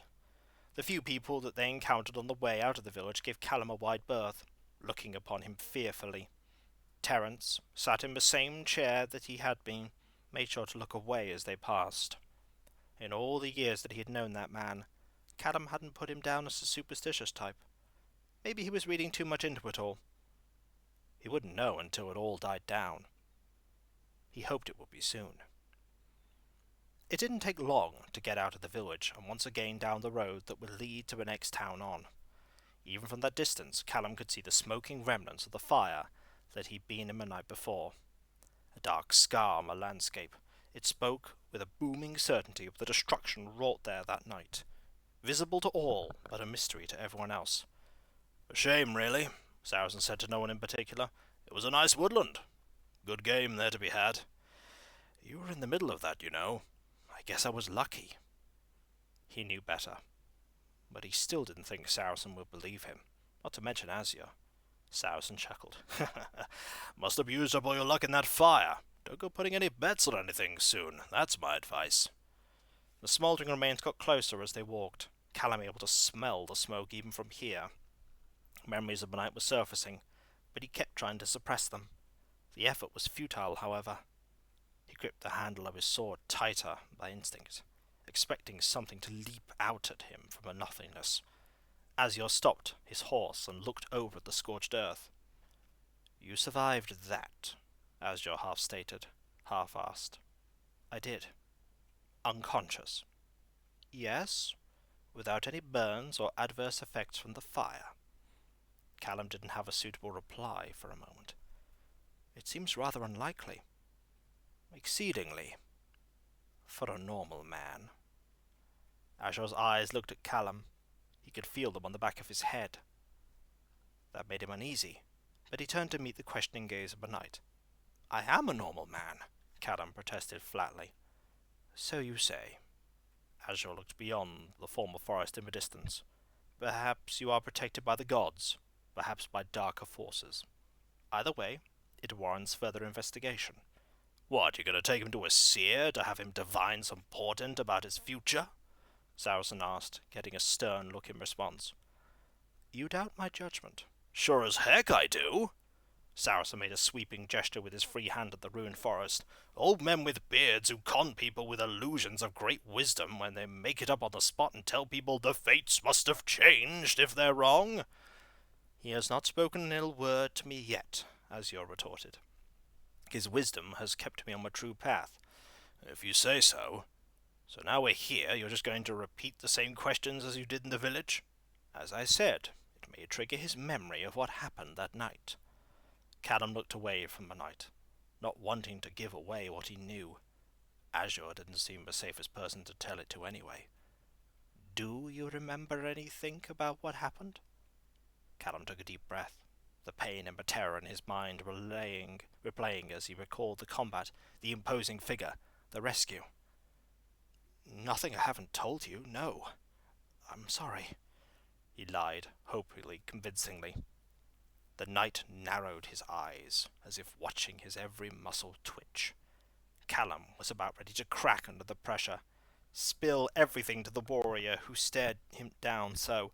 Give it a rest. The man said he knows nothing. Saracen's protest broke the gaze as Azure looked at the guard instead. I'm sure if he remembers anything, he'll tell you, right? Callum nodded quickly, flashing Saracen a thankful look that the older man either ignored or pretended to. Azure took one last look at the ruined forest and then again to Callum, exhaling a quiet sigh. As you wish. You will still accompany me to the sage. He can tell more than I about this portent. The tone Azure used was no doubt just the way he spoke normally. At least Callum hoped so. The sword still felt too familiar in his hand. He wanted to drop it into the grass, forget about it, and keep going on his way. What stopped him was the knowledge that he was just passing on the problem to someone else, to have another be burdened with it. Well, we cannot get there if you do not walk, Callum.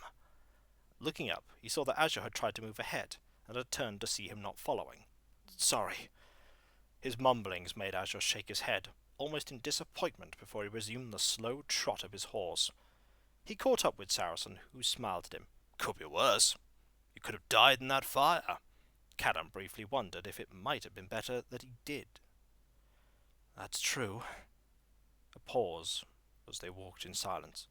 This sage, is he a wise man? Never met the guy. Heard a few things about him, though. Keeps to himself. He paused. Most say he's a lunatic who claims to divine the future. A few others say he's an immortal wizard of limitless power. Azure seems to believe in him, that he's still alive, so at least that's something. You don't sound convinced. If there were people able to throw balls of fire around like pebbles, you'd hear about them a lot more than you do. Callum thought back to the fireballs of the previous night, how insignificant they seemed to be to both parties. I suppose this sage is what he says he is, that he can divine things. Then you'll find out exactly what happened that night, and Azure will get what he wants. Either way, you can travel under his protection until then, which isn't a bad thing. Then I'll get to go back home. Callum pondered home, feeling a little uneasy at the thought of being away from familiar surroundings for too long. Won't take you long, I'm sure. Then you'll be able to tell all the folks about the divining over an ale. I'm sure it'll be a good story either way, eh? I guess. Saracen once again had set his nerves at ease, something the man seemed to do well. Azure, on the other hand. Callum's fine. Look at him, he's fine. Nothing bad's gonna happen here. I see an X there from Cav. X'd out. Clearly Callum specialised in deception, right? About as fine as the forest. The forest is fresh real estate. Yeah. Callum is a terrible liar, and Azure has the patience of the gods to not call it out to Callum's face. Azure is a noble man. Maybe he's maybe he doesn't see it. Seem to end with a sort of cliffhanger. Not all of them do. It'll grow back. It probably will. Also, little cliffhangers? According to the host tonight, you're a heretic. Oh no! But, just think. Little cliffhangers. A new medieval parking lot. There we go. Park up your wagons. That's what we're doing. Parking up the wagons. Got some bad news for you. We're probably never going to see that forest. Can you do a Control R? A Control R? Alright.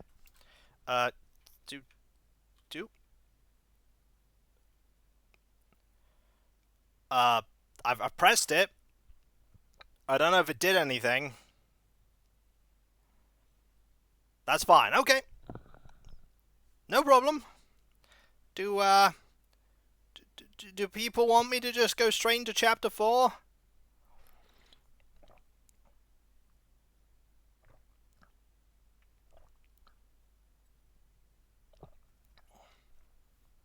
But what about the mace?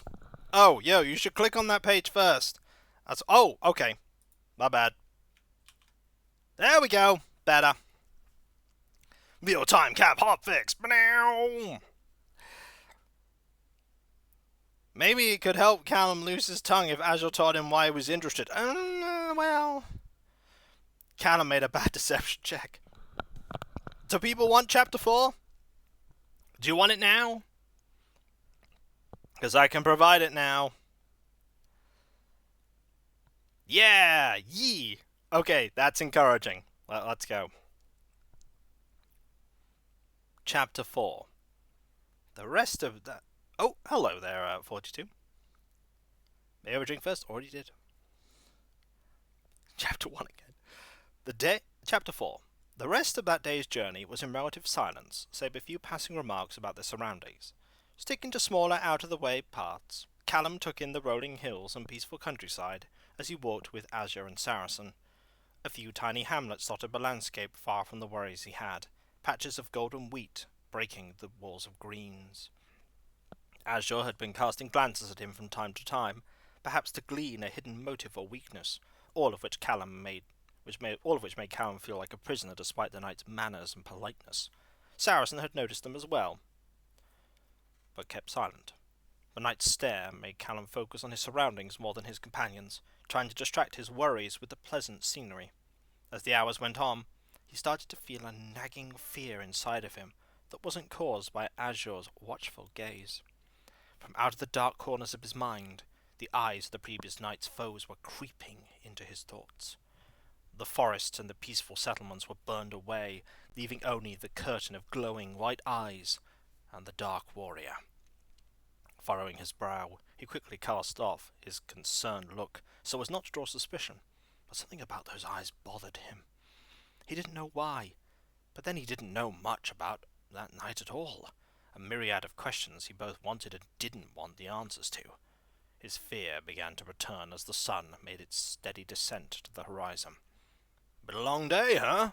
Saracen's question had been unexpected, and for a moment he didn't even acknowledge it. Eventually he turned, focusing again on the there and now. Rest would be good.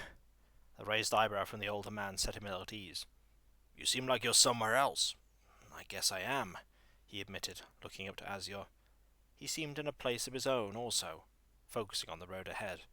Just thinking, on many things. "At least you think. I've known people in my time who acted when they should have thought." He shook his head. "They were the messier deaths to clean up after." "We will stop there, by this tree," Azure commanded, turning his steed to ride off the path towards a solid oak that had been there far longer than the road. Following, Callum watched the knight dismount and tie the reins to a strong branch, going through a routine he'd clearly done 1,000 times. He retrieved from the saddlebags a grooming brush and began to tend to the horse's mane, while Saracen settled down under the tree and stretched, relieved to have stopped. Callum didn't feel tired, but at the same time he hadn't been carrying a suit of chainmail on his shoulders either. The guard propped his halberd up against the tree and looked around the short grass. "Nothing to hunt here," Saracen remarked. "Only those with game permits are allowed to hunt in the wilderness," Azure then replied with a stern tone. "Tell that to someone who needs to make a living," was the quick response. "Not everyone is born into wealth. The Tellington family has upheld the honor of our people for 7 generations, and ruled with fairness and wisdom for that again. Our lands are a gift from our most humble and generous ruler, for our continued service, and our sword in times of war." The words sounded rehearsed, but were spoken with great pride, something that rang sour with Saracen. "Right, sure. Not all are fit for the duty of upholding the great honors of knighthood, but I bear the burden with dignity and humility." Saracen barely contained a chuckle, which he hid as a cough. "I would not expect you to understand, nor do you need to." Saracen was about to say something else, but decided against it, patting his stomach gently and shrugging. "If you say so." Callum had begun to look at the sword again. The matted blade stared back, revealing nothing about itself. He held it in front of himself, assessing its weight as best as he could.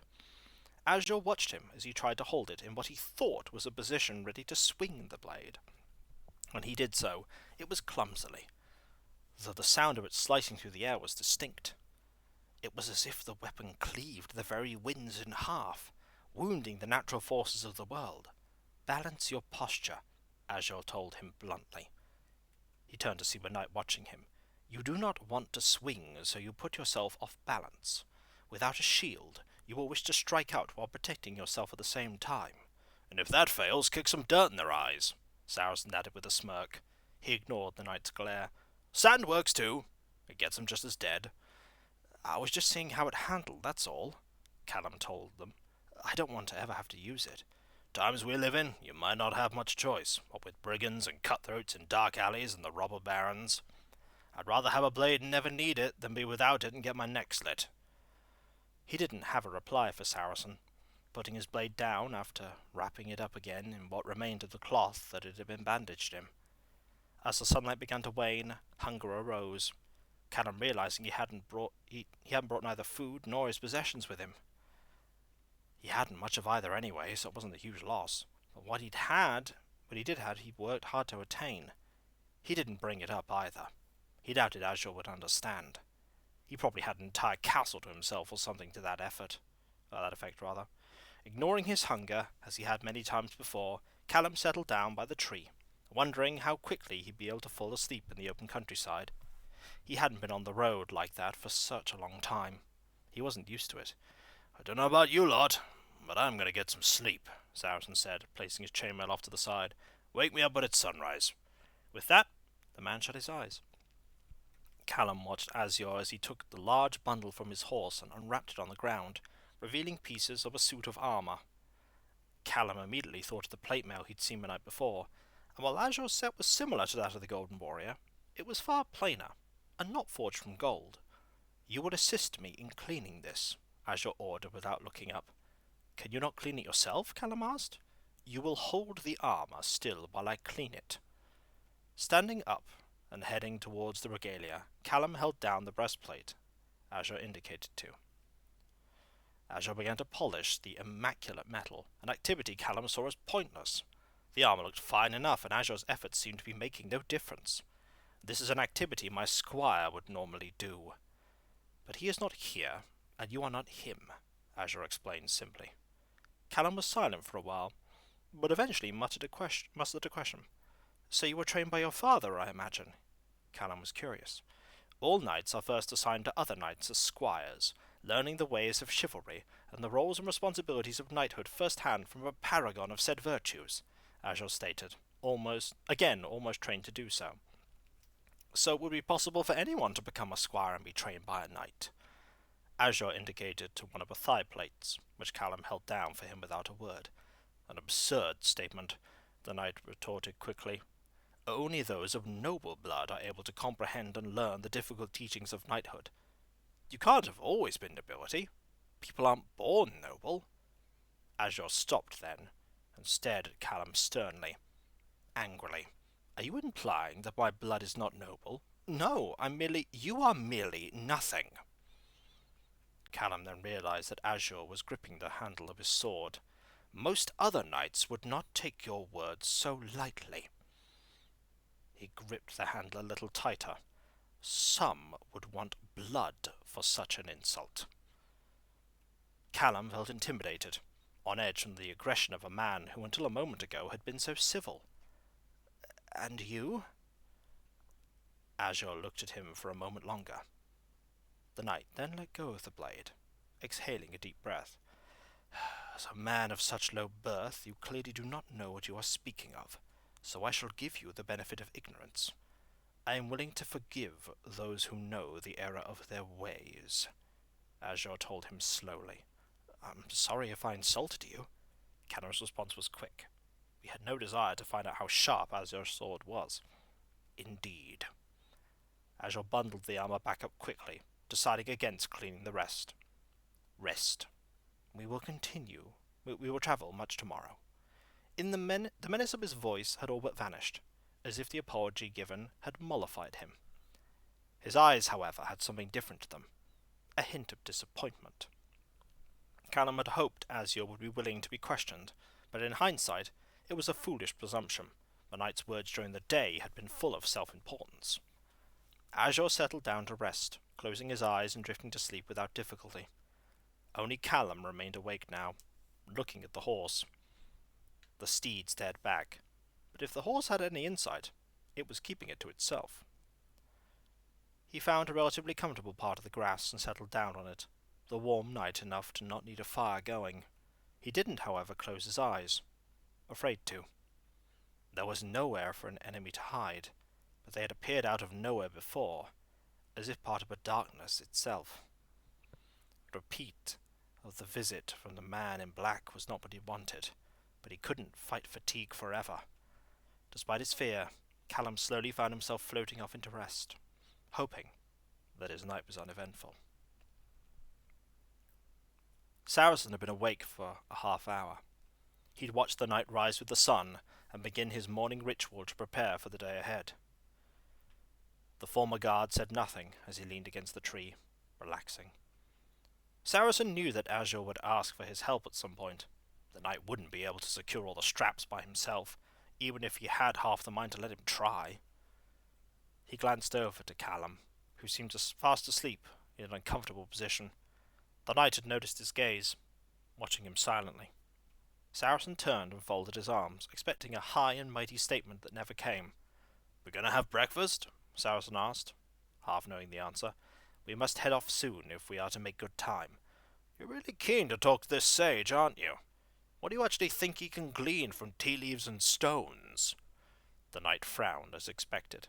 "The sage will tell me of any omens surrounding him." The last word had a particular emphasis, one of distaste.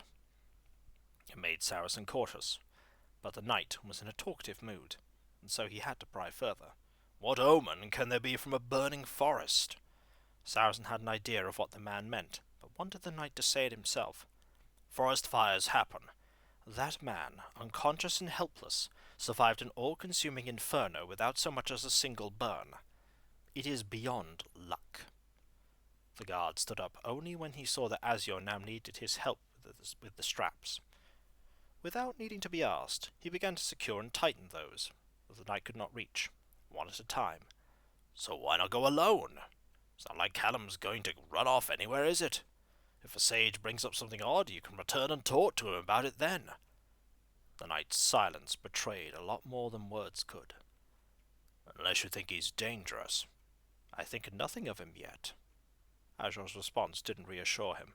"On the contrary, sounds like you've half made up your mind already." He tightened one of the straps a little too much on purpose, watching as the knight grew uncomfortable. It was a small thing that he could do safely. "What's the worst the sage is going to say? That he's some kind of warlock?" "That is not a joking matter," Azure snapped suddenly. Saracen had struck a nerve. He'd seen such people with short tempers before, and this one was far better armed and trained than he. He secured the neck strap properly. You believe in all that stuff? Magic and wizardry? He went about loosening the strap that was too tight, listening as the knight began what sounded like a memorized speech, spoken verbatim. Those that practice in the dark arts of sorcery corrupt the very fabric of the lands with their foul taint. They twist nature to their whims, and for their own selfish ends, to further their own station, or to cause suffering to others. They must be dealt with, and their crimes answered for. It was heavy stuff indeed, especially so early in the morning, but Saracen took it all in, then looked at Callum. His claim didn't add up. So you blanket all of these people as evil? That's presuming, of course, they even exist. You've seen one of these sorcerers before, I take it, to have such a strong opinion on them.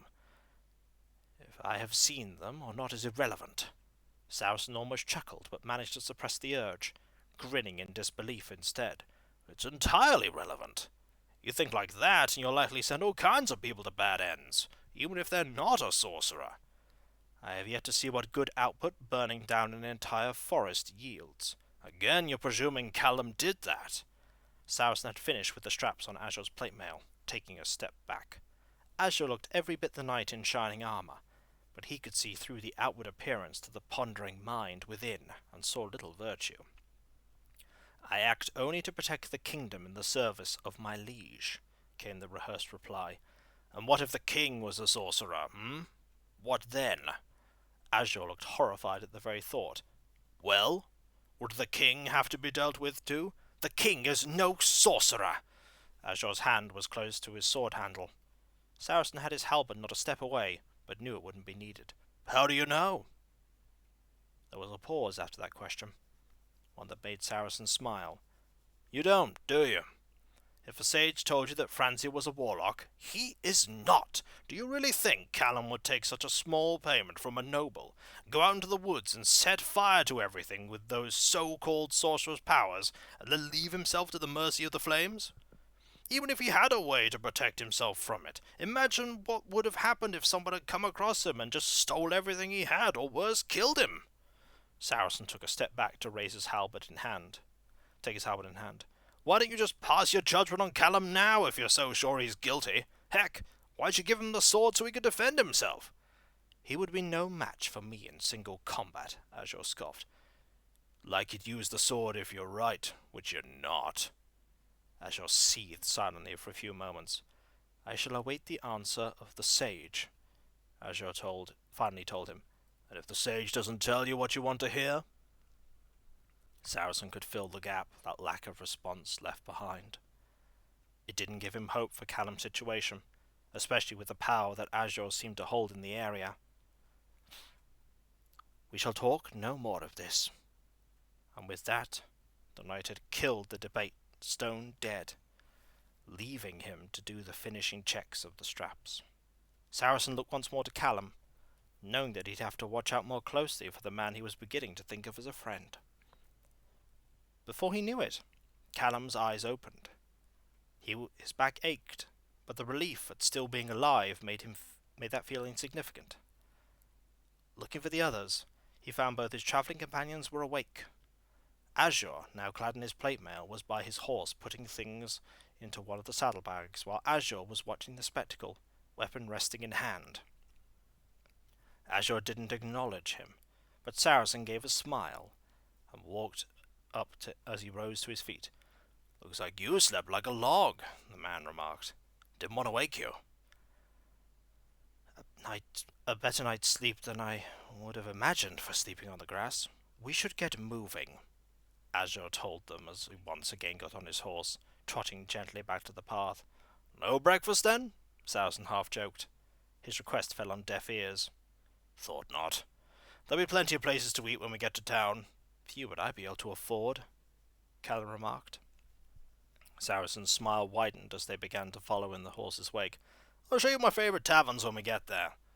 I'll make sure you're well fed before you two go on ahead, and then you'll go and present yourself to the captain of the guard there. Callum didn't like the prospect of being alone with Azur. Perhaps telling the truth and getting it all over with was worth the risk, but still, he kept his silence. That's the plan. Saracen noted a hint of worry in Saracen's voice, but couldn't pin down why it was there. I'll be sad to see you go, he told Saracen, who patted him on the shoulder. It's the way of things. I'll keep an eye on you while you're in town the best I can. They might think you're an easy mark. They? The less savoury types. Callum thought on that. Even with a sword? Point taken. But I'll watch over you all the same. Callum glanced at the sword once again. You don't have to. What are friends for? He shrugged lightly. That made Callum return the smile given. He barely knew the man, but the word didn't seem out of place. Should make it to the town today, I think. I wonder what Azure will do once he's there. Callum muttered to no one in particular. Honestly, I don't care what he does. He'll probably go and stay with a noble or something. That is, if he doesn't force you to double march right through and carry on your way. The guy doesn't realize that you're not on a horse. It's good that Callum has a good friend indeed. Also, thank you very much, Observer Watcher. Oop, that was me accidentally moving a armrest there. Whoops. Also, remember everyone, it's September. I don't know the specific rules of it, but September. Next ship, Azure and Grass. Also, there's a throne wish list. But yeah, September's a thing. Now, the good news is we're making good time. And the bad news is there's only one chapter left. Well, Azure's face and fist. Oh, but you don't like Azure? Why do you not like Azure? That would be platonic. It would take a miracle for Azure. Ooh! I'm hoping he gets better. He seems like a nice guy. A nice guy, eh? I'm detecting some sarcasm. Something peasants. I'll put Azure into the sun! Alright. Do we want chapter 5? Do we want to just roll straight into chapter 5? The last one. Do you want that? Yeah. Azure name is a bit on point, though. Is it? Is it really? I like the horse, though. Back for chapter 5, indeed. To the depths of space he goes! We like his horse. Chapter 5. It's like I said. There was a mad look in his eye, and the muttering. It was no words I'd ever heard before, that's for certain. I reported him to the guard right away, of course. They got to him before he could finish his hex. And a good thing, too, or we'd all be under his spell by now. Said they'll pay me a silver after the hanging, but only if he confesses. Sure hope he does. Tavern talk, overheard in the Ox's Horn. It took most of a day to get to their destination. By then, there weren't many people waiting to enter through the town gate. The large stone walls were imposing and weathered, but had stood the test of time well enough. Walking along it were a couple of guards, whose job it was to keep their eyes on the surrounding farms and the houses of those too poor to live within the walls. A pair of rugged and thoroughly bored-looking men were standing in front of the iron portcullis, questioning those hoping to get in. Azure had a look of impatience as the guard spoke with a group of peasants about their cart of berries and forest produce. Callum was used to having to wait, taking it in his stride despite his stomach calling out in protest. From the other side of the wall, Callum could hear the hustle and bustle of a place brimming with activity that refused to abate, despite how far in the day it was. The weather being so pleasant surely helped, the air not too cold and no sign of rain in sight. The guards were now asking about a particular kind of red berry that the peasants had foraged, and for Azure that was the last straw. Riding up to the gate, he ignored the looks of agitation he got from people, who quickly realized who had barged past them and fell silent, a reverence Azure paid no heed. The guards looked up to the knight, not as impressed as the commoners were, but still with some awe. "Morning, sir," one said to him. "Nice weather, is it not?" "The weather is of no concern to me. What is my concern is entering the walls of your settlement, an action you are delaying most disrespectfully." We're just doing our job, sir." Azure looked down on the pair as a man would glance at a scurrying rodent. "You should learn a sense of importance, for my right to enter far exceeds that of those others. You would not leave your lord waiting. The guards looked at each other as Callum and Saracen moved up to stand with Azure. At the sight of Saracen, the guards smiled and promptly ignored the knight. Azure folded his arms, barely containing his annoyance. "Hey, Saracen! Fancy seeing you here after all this time. Old Grumpy Guts finally give you the day off?" "Not quite," Azure smiled. "He finally let me go, more like. Wondering if there was a place free with you lot." "Long as it was nothing bad, I'll wager the captain will take you on." The other guard looked at Callum, a little confused. "Came with some interesting companions, I see." Saracen shrugged and indicated to Callum. "Had to take care of this guy." Callum gave a weak smile, which was returned by the guards. "Forest burned down by his village when he was in it. I'm amazed he's alive." "You're not the only one," Callum murmured, casting a glance Azure's way. Azure's patience had run out. "Are you going to let us in or not?" the knight snapped. "Need to know your business, knight or not." Azure sighed, and motioned vaguely to Callum with his free hand. "I am escorting this man to Besage so that I can divine an omen from his survival. I feel that there is information to be gleaned from his miraculous escape from harm." The guards looked to each other, as if they weren't sure what to think. Finally, a left one spoke. "Well, if you believe that stuff, I'm sure you'll get what you seek." "If you believe it," muttered the other guard. Callum noted wariness that had crept into his voice upon mentioning of the sage. "Gotta wonder where a man like that gets his wisdom from." Azure narrowed his eyes at that. "His wisdom comes from many years of meditation, research, and his faith in the gods," the knight stated firmly, ending the debate. "Now, will you let me and my two companions through?" "Yes, sir," the left guard said, indicating to a man atop the gatehouse to start raising the portcullis. "I hope your stay in town is pleasant and quiet. You have wasted enough of my time. Come," he said to Callum as he began to trot calmly into the busy street ahead, seemingly ignoring all the people around that occupied it. "I'll be around the garrison in a bit, guys. Just showing my friend here to a good inn." "Sure thing. See you later," one of the guards answered before turning their attention to the next person in line. Callum walked through the portcullis with the others and was immediately overwhelmed by the commotion beyond. Words and sounds surrounded him as everyone moved and acted as if part of a flowing river, moving along currents he couldn't see. He felt like an island of confusion and isolation until Saracen tapped his shoulder, drawing his eyes to a building not far down a side street, and silhouetted by the setting sun. "Right there," he said with a smile, "the Ox's Horn. You won't find a comfier bed or a better meal to rise to." "You are going to stay there?" Azure's voice contained a palpable twinge of disgust. "A rowdy, raucous den of drunkards and vagabonds." "No better place in town on a cold winter night." The grin on Saracen's face was infectious. "At least I will know where to find you," Azure mumbled, then looked at Callum with a half glare. "I have business with the lord of the town that is for his ears only. I will be here at first light. We will travel to Besage then. Do not be late." He left a pause. "And do not leave town. I will find you." "I've no intention of leaving," Callum replied, surprised to be cut loose, even if only for a night. "I'll be there. See to it that you are." The knight didn't acknowledge Saracen as he turned his horse toward the keep that towered over the other houses, and started to make his way there, the people parting somewhat to give him room. "He's quite a piece of work." Saracen shook his head, and then turned to face Callum, extending a hand for him to shake.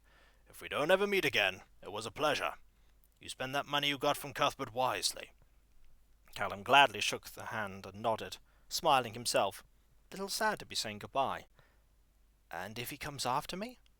Callum asked his friend. The guard chuckled.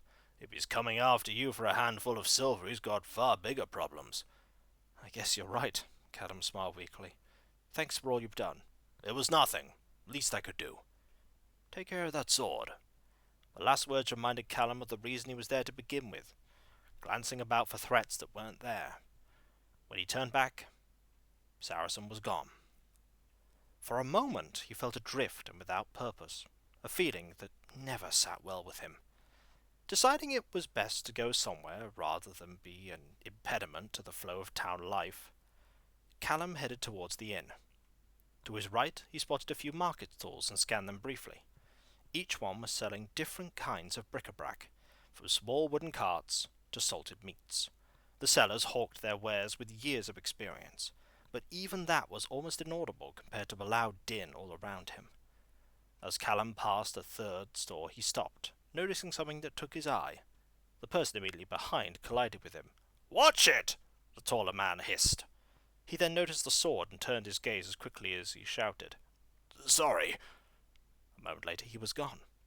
Was having a sword that pivotal to people's opinion of him? Did they think him a squire from the weapon alone? The storekeeper had noticed him lingering, and begun his sales pitch. "I've got anything and everything you'd ever want, sir. Fresh beef from the spit, charms to keep evil spirits away. Anything you want I can provide." What about that? He was motioning to a battered and worn scabbard with an equally old belt. The man looked over his stall and noticed the blade that Callum was holding, giving him a most curious look that he'd have to get used to. The look then instantly dissolved into the smile of a salesman. "If it fits, I'm sure it'll work wonders. We don't want you carrying that thing around by the handle all day now, do we? You might chop someone's feet off." He motioned for Callum to pick up the scabbard. Callum carefully unwound the cloth from his blade, being careful not to ruin it in the process. When the stall owner noticed the dulled metal, his look shifted to curiosity. "An old heirloom, I presume?" Callum compared the blade and the scabbard. The two matched one another well. "Something like that," he said as he tried to carefully sheath the blade. He found that it indeed was a good fit, sliding it firmly and snug, despite the weapon's sharpness. He looked at the belt as well, and guessed it would fit him also. It was worn and tired, just like himself. "Like it? I'm sure we can come up with a fine price for you." Callum made an effort to conceal his coin pouch from the eyes of the man as the merchant tried to wager what kind of price he could ask. "7 coppers and both of yours." "5, Callum said quickly, looking him back in the eyes. Years of struggling to make do with copper had made him learn to haggle over everything. The merchant furrowed his brow at the counteroffer, but it softened quickly. "They are yours." He held out his hand expectantly, and Callum paid from among his copper coins, though even with a discount he was reluctant to part with it. He so rarely dealt with that amount of money in a single purchase, but it would make carrying the weapon much easier. Callum slipped the belt through the rough loops in his trousers, and fastened the buckle tightly, the sword now hanging at his left side. It felt odd having something there, even though other swords would surely have been much heavier. "Tell your friends of my wonderful service." Callum didn't think Azure wanted to know about the man, but he kept the words in mind. Eventually, he found himself outside the tavern, a 2-story building of weathered wood.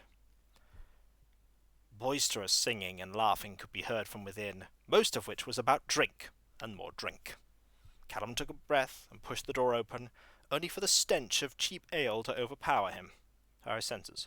People from almost all walks of life were drinking away their evening in revelry around tables in a large dingy room and at the bar. Callum quickly spotted the large open fire in the centre of the room, and the whole pig being turned on a spit above it. Fat dripped into the roaring flames, sending the scent of meat through the air and to his nostrils. Barely anyone noticed him as he stepped inside, something he liked. He weaved through the patrons standing, and trying to remain standing, towards an unoccupied table close to the bar, and sat down, relaxing properly for the first time since the whole ordeal had begun. He caught the eye of one of the servers that were dispensing drinks, a lady with a gentle, if forced, smile. She made it to him with ease. "What'll it be, stranger?" she asked him. "Stranger," he repeated. "I recognize all our regulars, and even some who come here to forget." She looked him up and down. "You're neither of them. So what'll it be? Is there a room available for the night?" She thought for a moment and then nodded. "Plenty, I think." He glanced into his coin pouch. "Will 8 copper pay for it?" She looked bemused at the handful of coins he drew out. "For the room, a meal, and with a copper to spare," she told him. He began to wonder now if the street seller had indeed conned him. She took the coins eagerly, leaving the spare on the table and smiling warmly. in the way people who run a business do, before meandering through the crowd once more like it wasn't there. Alone once more, Callum took in his surroundings and then noticed a couple of people looking at him with some curiosity, but their attention drifted elsewhere after a short glance. One kept glancing at him, however, a burly man that stared at him almost constantly. No, not at him. His sword. Callum met the man's gaze, and that finally prompted him to turn away properly. The man had many scars and a bandaged injury on his arm, which told Callum all he needed to know about the man's profession. The server returned at that point, ale in one hand and a plate in the other, which rested a generous slice of pork, potatoes, and other vegetables. Callum hadn't eaten something so hearty in a long time. His eyes were widening at the prospect. He was even offered a knife to cut the meat, something he hadn't been expecting. "Everything good?" she asked, noticing his surprise. "It's great, thank you. I just didn't expect so much. You get what you pay for. We pride ourselves on being the best in town." Callum moved the remaining copper coin across the table to her. "Who is that man over there?" She followed his eyes to the burly figure that had watched him so intently. Her smile faded. "He's trouble. Calls himself Grimsall the Slasher. Doubt it's his real name. Been here a few weeks and loves to pick fights. I'd steer clear if I were you." "Thanks," he said, slicing into the meat and taking a bite. It tasted as good as it looked. "Let me know if you need anything else." She again vanished into the crowd, taking the coin with her. Callum noticed Grimsall's eyes on him once more, lingering on his coin pouch. This time Callum returned to look faster, trying his best to seem brave. The two stared at one another for a couple of seconds before Grimsall finally backed down, turning to a man next to him and saying something lost to Bedin. Defeated. Callum waited until he was sure the man wouldn't start watching him again before settling into his meal. He tried his best to let the delicious flavours of the food distract him from the worries of the next day. And though it and the joyous atmosphere succeeded in doing just that, a quiet whisper of concern refused to budge from his mind. It was well into the evening by the time Callum went up to his room, though the tavern itself was still as raucous as ever. His room was the first on the right. Opening the door, he found it to be sparsely furnished with a wooden bed and a straw mattress, as well as a large metal tub. The window had a shutter that was securely fastened, and he was glad for that. He doubted the streets beyond were going to quieten down even in the night hours. Touching the mattress, Callum found that it was rather comfortable despite what he paid, though not as much as the last bed he'd slept in. Fatigue had again caught up with him, and he closed the door, not used to such prolonged travel. He tugged an itchy yet serviceable blanket over himself, and within seconds his eyes started to close, but as he turned over there was a sharp pain in his side. Startled, Callum looked at himself quickly, only to find that he hadn't removed the scabbard from his belt, the sword handle poking him. Removing it with care, he looked at the blade once again as he sat up, the hours of relaxation undone in an instant. He drew the blade and sighed. "I wish I was rid of you," he said to the sword before chuckling at himself. It couldn't talk, he knew that. Then he heard footsteps in the corridor outside. He held the handle of his sword tightly, expecting something to go wrong. The steps got louder, until they stopped outside his room. Callum stood nervously as the door opened with a loud creak. Standing in the doorway was a large figure who blocked the lantern light in the corridor beyond. "Sleeping?" the gruff man asked in a gravelly, mocking tone. Callum noticed in the man's right hand a stout piece of wood. There was no way out of the room, Callum knew. "I was about to," Callum replied. "Grimsall, I presume?" "Reputation precedes me," he responded, stepping out into the light and revealing that it was indeed him. He had a malicious, black-toothed grin. "So you know why I'm here?" "I can take a guess," Callum answered. Scared as he was, the man was nothing like the figure in black. The stare wasn't as striking, his demeanour not as menacing. It didn't make Grimsel any less threatening, however. I wouldn't advise it. The brute laughed at him. "Or you'll do what? Just give me the coin pouch and I might let you go with a bruising." Callum held the sword more firmly, trying to assume the stance that Azure had told him about the night before. "I know how to use this," he bluffed with conviction. The ruffian eyed the dull, matted blade and snarled. "I was thinking of taking your sword too, but now I've seen it, you can keep it. Don't think I could sell it even if I wanted to." Grimsel took a step closer, and Callum one back towards the bed as he held his blade tighter. The lantern behind Grimsel went out suddenly. Unaware, the thug gave a sickening smile.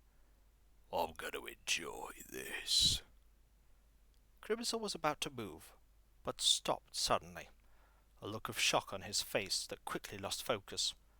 The man tried to say something, but all that came from his mouth was blood. Then there was the horrifying sound of tearing flesh, as right before Callum, Grimsel was torn in two vertically from his chest outwards.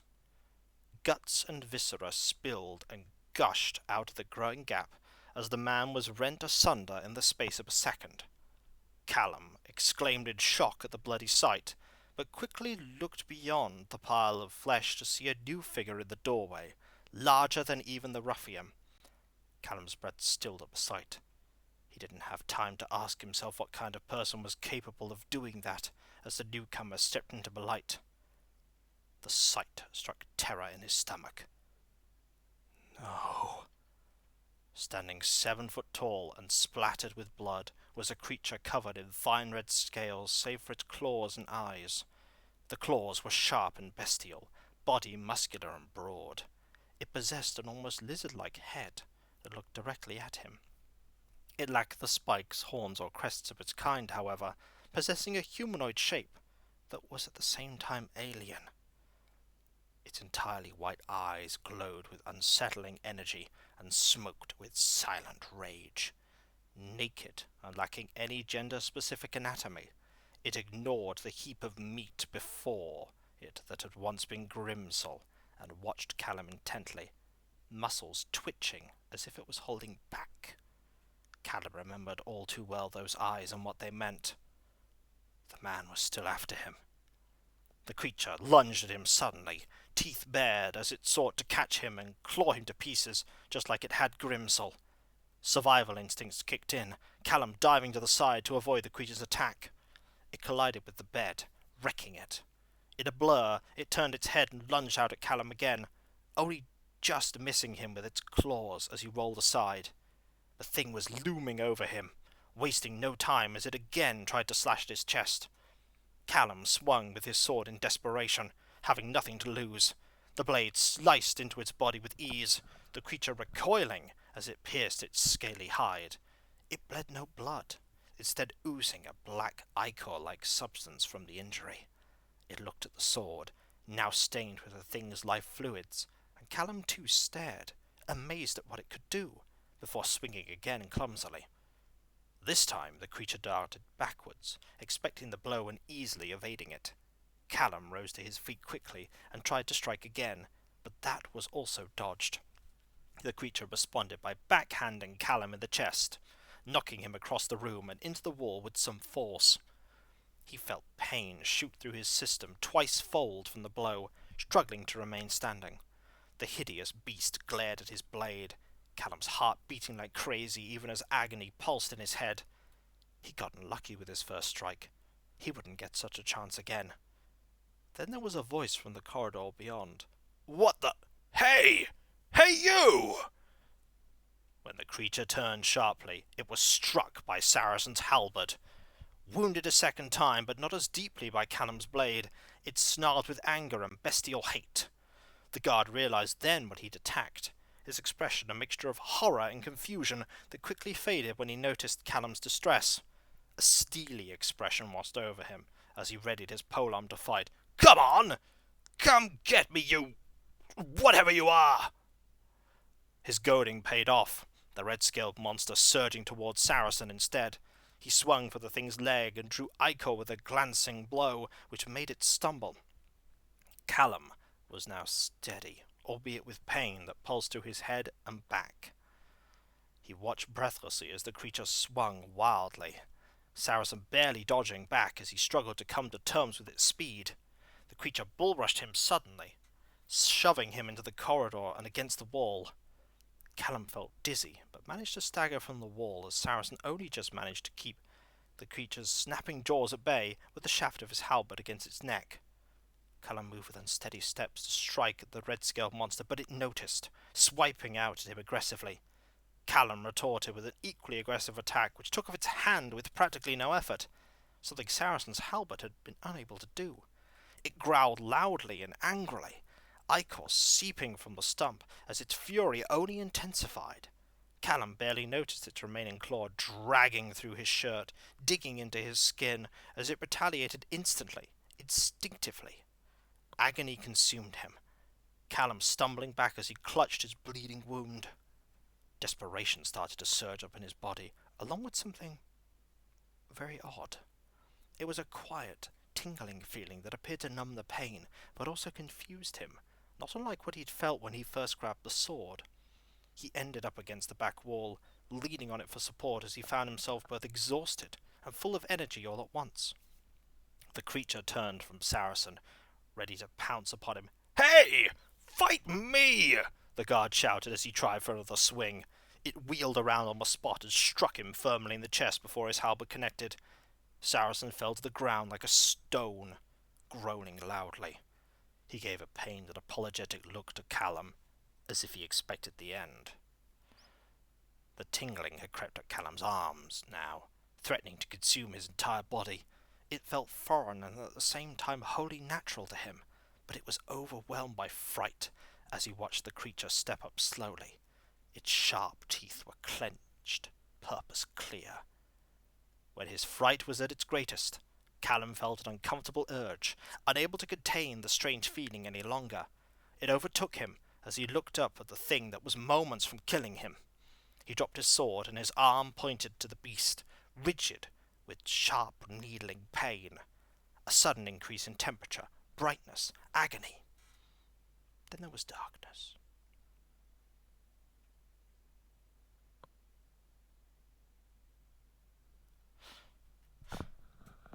Want to read the rest of it? Buy the book. Well, so long, Callum. Yeah, it's the end. Just ends like that. The rest of the book's just blank. So sad that he died. Rip, Callum. Thank you, Fraser. That was only 5 chapters after all. Yeah, it was. Callum isn't having a good week. Callum, raise the thermostat. Poor Grimsoul. Poor Grimsoul.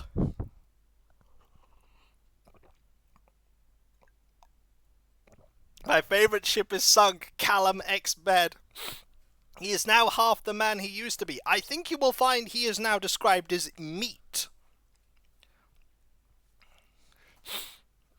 You have an amazing narrator voice. Thank you. It's a mixture of just my normal voice and 15 years of doing Let's Plays. But yeah, you want to buy the book? There's a thing for that. There's a quote. All he wanted was money. Who could fall in for that? Except for Cal. Exactly. Who could fall in for that except the guy he planned to mug? It is an awesome book. Well, that's only 5 chapters. What if I told you that there are, like, many more in that book? Many, many more. Very awesome. Can recommend it. If you want to reread this preview, you can here. That went better than I thought it would, at least I hope. And note the ebook version is only £4. That is true. It is only £4. I bought your book. Well, thank you. Hopefully you enjoy it. I'm glad your nose has improved over the years. Fun fact, it hasn't. I've just gotten a lot better at getting it treated, as it were. I'm glad. Like, it's still a thing. I just have things to make it a little bit better, and I've gotten better at not sniffling. That is a bit heavy for an ebook.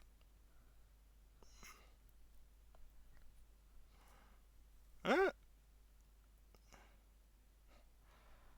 Are you referring to, like, how many chapters it is?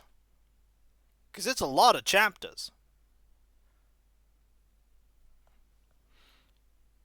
The monetary, not actual physical weight. Dearie me, not physical weight.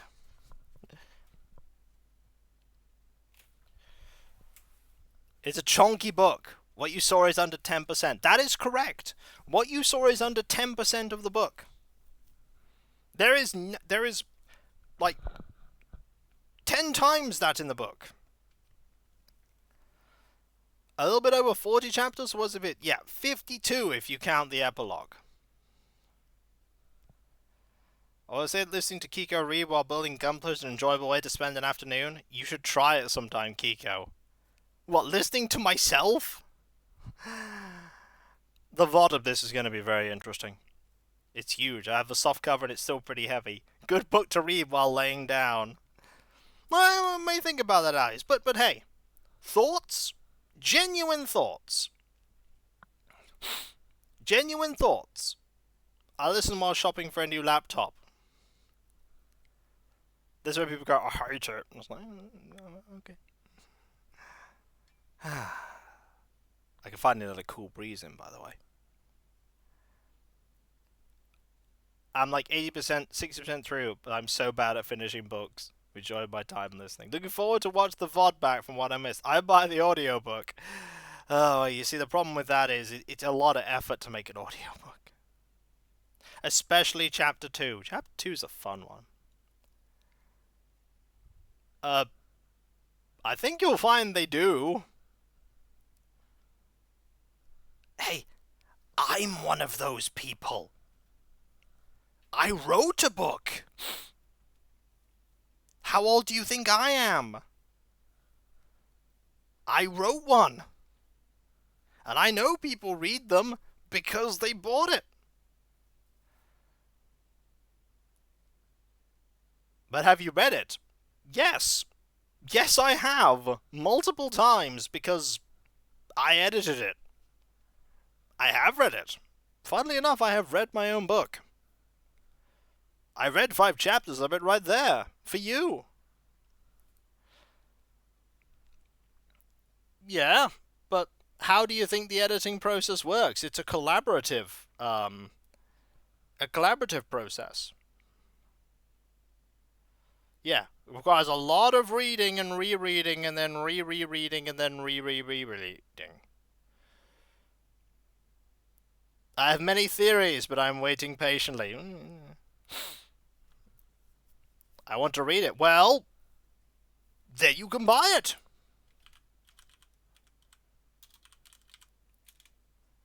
You can buy it.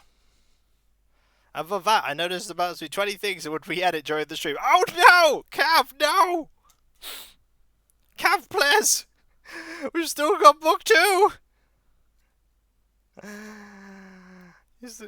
I'm still pretty happy. I'm very happy with it.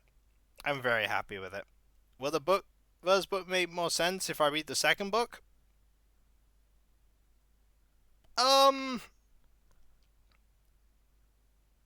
mean, the idea of the first book is that you can read it without reading the second book. I like how you say Land Raiders plural. It would take me more than 3 hours to read, to paint one smaller tank. You did voice work for a video game. I indeed did a small voice role in Primordia, that is true. I was Sad Robot. I was indeed Sad Robot. But yes, the best part as well is on my Discord there is a place that you can talk about various things in the story. And it's even sectioned off depending upon what characters you know so that you leave yourself spoiler free. And there's places where you could post awesome fan art. Because as we all know, we must have fan art of Horse, the best character.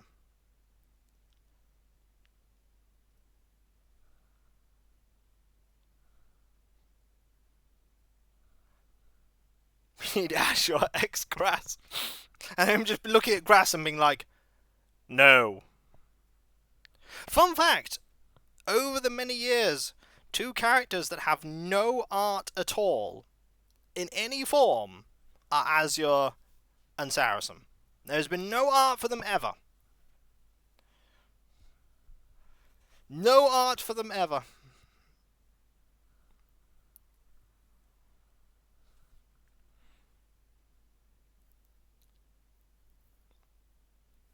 This is where Sonya was like, we'll see about that, sketches furiously. Art for Grimsel? There has been no art for Grimsel. There has been no art for Grimsel. The book has existed in one draft or another for a lot of years.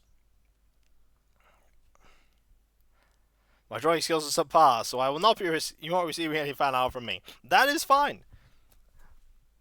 I mean, clearly everyone is looking like the question. Wait, does Callum even know which lady is supposed to get the letter? Well, that's a question that doesn't really matter, does it? Like that's a question that really doesn't matter because letter doesn't exist anymore. Surely it was meant to be Errant Hope. No more errands anymore. The errand is over. But what I think the story was interesting. They did a very good job reading it. Thank you, Demon Dragon.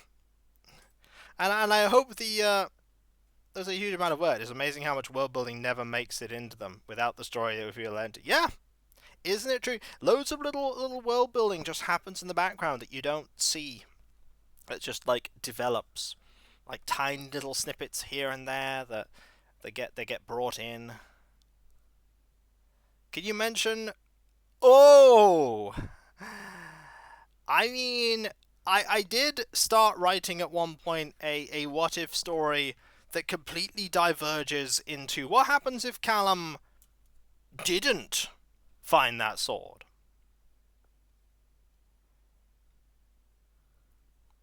And how completely different everything happens. All the different events. But that would be something that I would probably look at once, like, the main story saga is done. I'm not going to tell you. But it would indeed be a story. It would indeed be a story.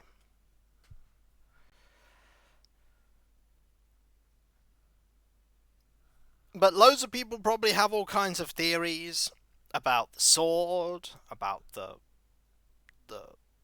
warrior that came after him.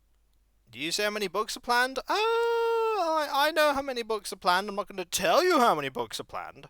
I mean, know that book 1 is published. Cav is working on editing book 2 with me there as well. I'll get more involved a bit later. And I'm writing book 3. Or rather, working on editing and writing book 3. Because I had some stuff for book 3 and I'm working on book 3. So there's book 3 being made. And then there's book 4. And then book... I have a story, and I intend to tell it.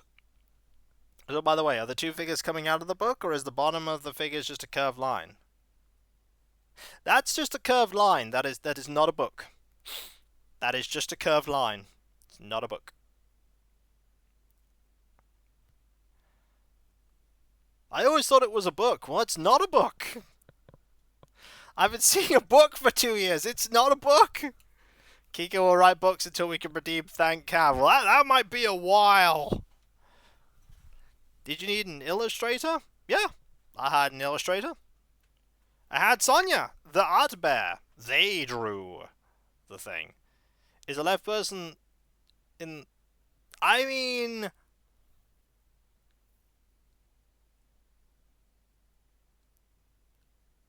they're not the same person. You could tell because of the nose. Different noses.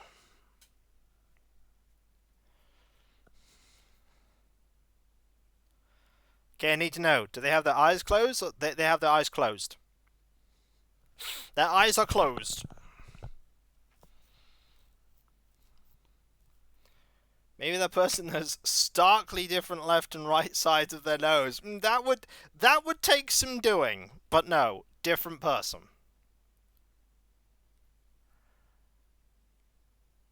Different person.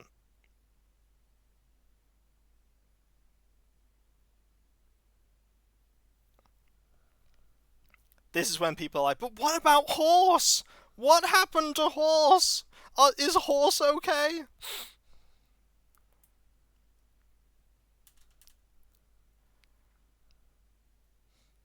So no one cares about Callum or Azia. Can you give us right now the canon name of that horse?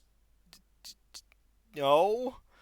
I don't know the canon name of the horse.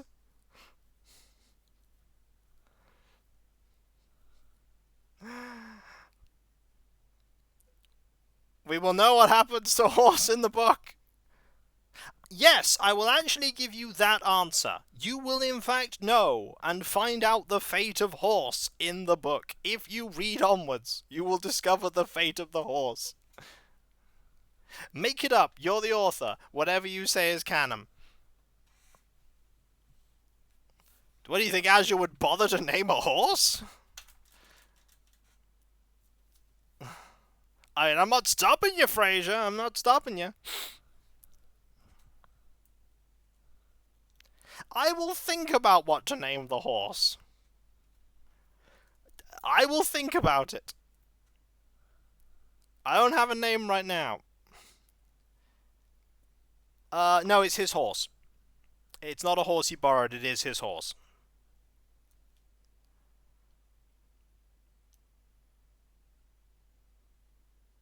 No, Fraser, I've already put the link in how you can buy the book.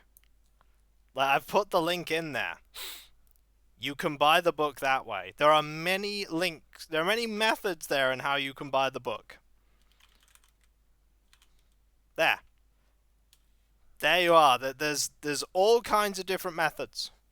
You can buy an ebook or a soft cover or a hardcover from Amazon. There's also Gumroad. There's Google and I believe Apple as well. There's many ways you can do it. Amazon is by far one of the easiest. If you're going for any of Amazon is the one where you can do the physical copies. There's also Gumroad. I'm waiting for the brain implant version. You might be waiting a while, Tiny Train. Just saying, you might be waiting for some time. For some time. Depending on your local bookstore, they may even order from Amazon for you. Yeah, they may even do so.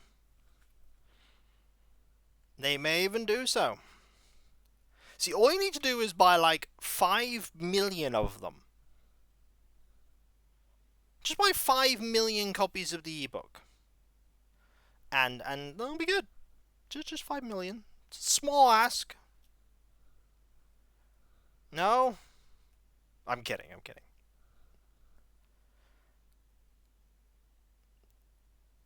Only 5 million? Buys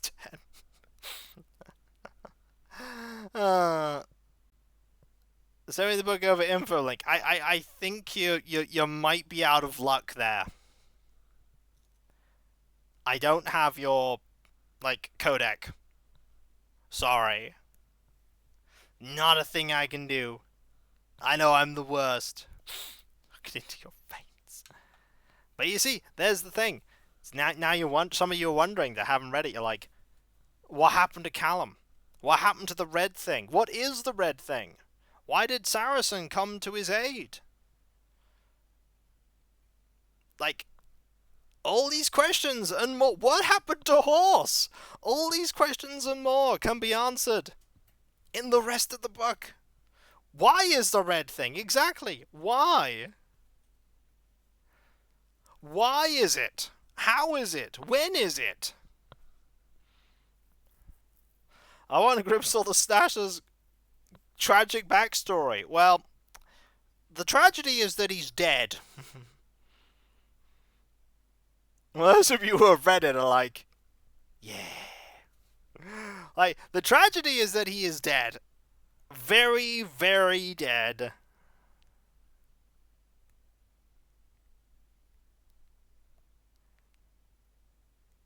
I know!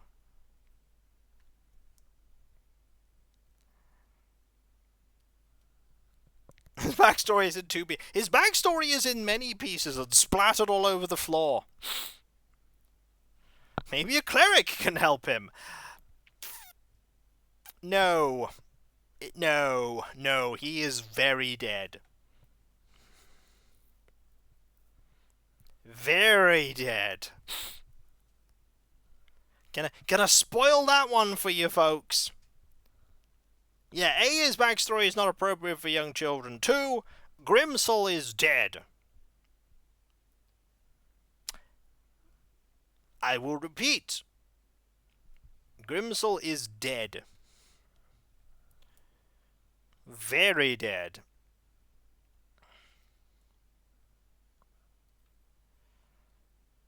As far as Saracen and no believes, as magic doesn't exist.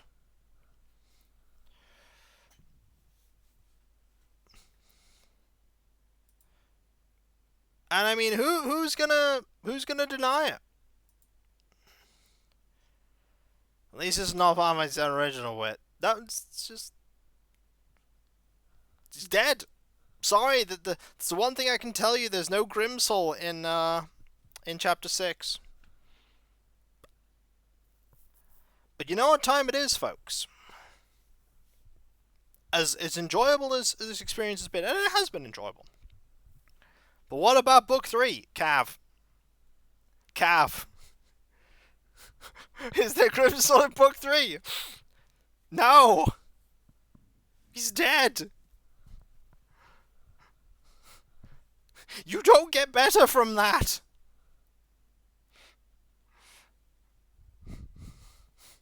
What about book 4? No! He's dead! Like, very dead! Roll a 1 and bring it back to life. Yeah, good luck with that.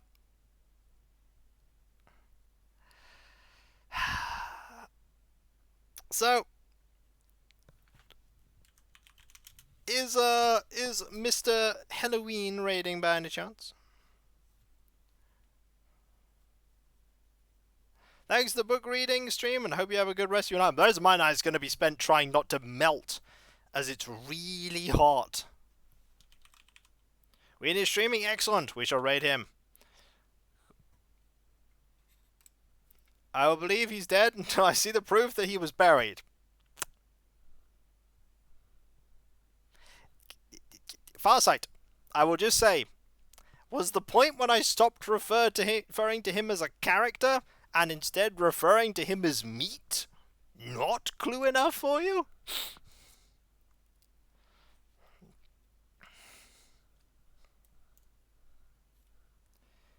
Ceased being a person, I know, and instead being an object.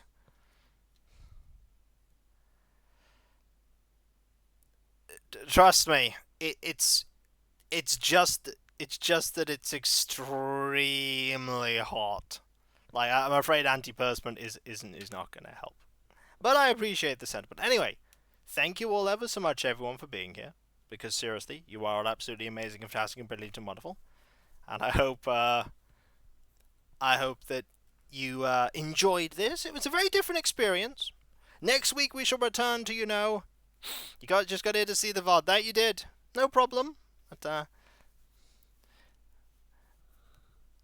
there's a couple of things I will quickly talk about before I conclude. And I'll do it quickly because, oh my word, is it warm here. First off, no problem. First off, there is my website, Kikoskia.com. You've seen part of it already. If you click the Buy My Book link, you can check out all kinds of things there, including my schedule. You can read plenty of Dusseldom. You can also find links where you can buy my book, Errant Hope. Let me put a Dusseldom in there. There's also my Discord, where you can join a large and thriving community, which I'm often a part of. There's loads of places to talk about stuff, including my writing. There's a section for talking about Errant Hope, with various little spoiler tags for avoiding certain bits, and loads of emotes based on Let's Plays and streams past and present. And if you link your Twitch and Discord together and you're sub to on Twitch, you can use the Twitch emotes on Discord, which is fantastic. Then there is my Patreon, and there you can pledge to support me in doing what I do. There is nothing Let's Play or stream-wise hidden behind paywalls. There is a lot of stuff that goes on behind the scenes, however, that you don't typically see, like all the editing, compression, and test streams and test recordings and everything else that makes All What I Do a Reality, including all of the stuff here that you've just seen, all the stuff that Cav did in the background to make this all possible. There's a lot of stuff. And especially in these trying times, I really do rely on the people that pledge to me to make What I Do a reality. And all those people that do pledge not only get a different coloured name on Discord and my deep and sincere thanks, they also get the ability to vote on upcoming playthroughs when the opportunity arises. Also, I need to BRB one moment. I need to check on a source of noise. One moment.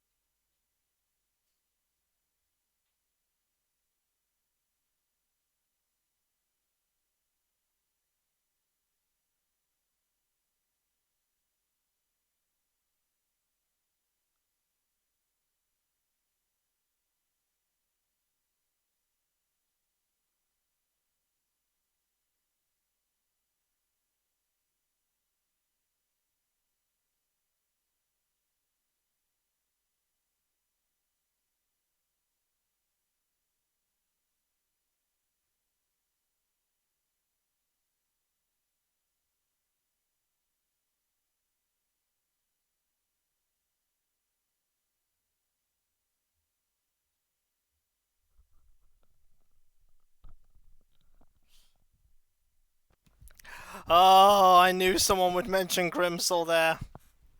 Nah, it's alright. It was just like someone being loud outside, and I wanted to go close a window that was in the hallway. I doubt you could hear it. But anyway, there's also, guess what? My YouTube channel. There you can check out all of my content, including this VOD that will go up on Friday. There's over 10,000 videos there from 15 years of content creation. I'm so old. And all my Twitch VODs are there too, as I said, including this one. This will be available on Friday. It'll be available on Twitch, of course, right after this ends. And if you sub to me on YouTube, you're going to be one step closer to 100,000 YouTube subscribers. If we get to 60,000, I'll do a playthrough of a game the community votes for. Same at 65, 70, 75, 80, 85, 90, 95. Then when we get to 100k, I'll do a replay of Terror from the Deep and a replay stream of Wisdom Warriors 2 Iron Sword. So many years of content. I know! 15 years of build-up to this book! I know. And if we get to 1 million YouTube subscribers, I'll do those eyelash tutorials that people keep asking for. But not only that. If we get to 300 Twitch sub points, we're at 224 right now. So that'll be 76 more to go. If we get there, I will do a playthrough on stream of both Action 52 games, one after another, because apparently I hate myself. And you all like to see me suffer through those. And if we get that done, and I'm still alive, which I will be, because, you know, it is a video game, but it is a bad video game. Bad pair of them. Anyway, after that, we'll do a playthrough of a game the community votes for. And there's Tiny Train just sneaking in there with 5 subs. Thank you ever so much. That is so kind of you. Thank you. I apologise that I didn't get that unmuted for you, but thank you. Wales Voyagers, I enjoyed that game. Maybe one day I'll replay it.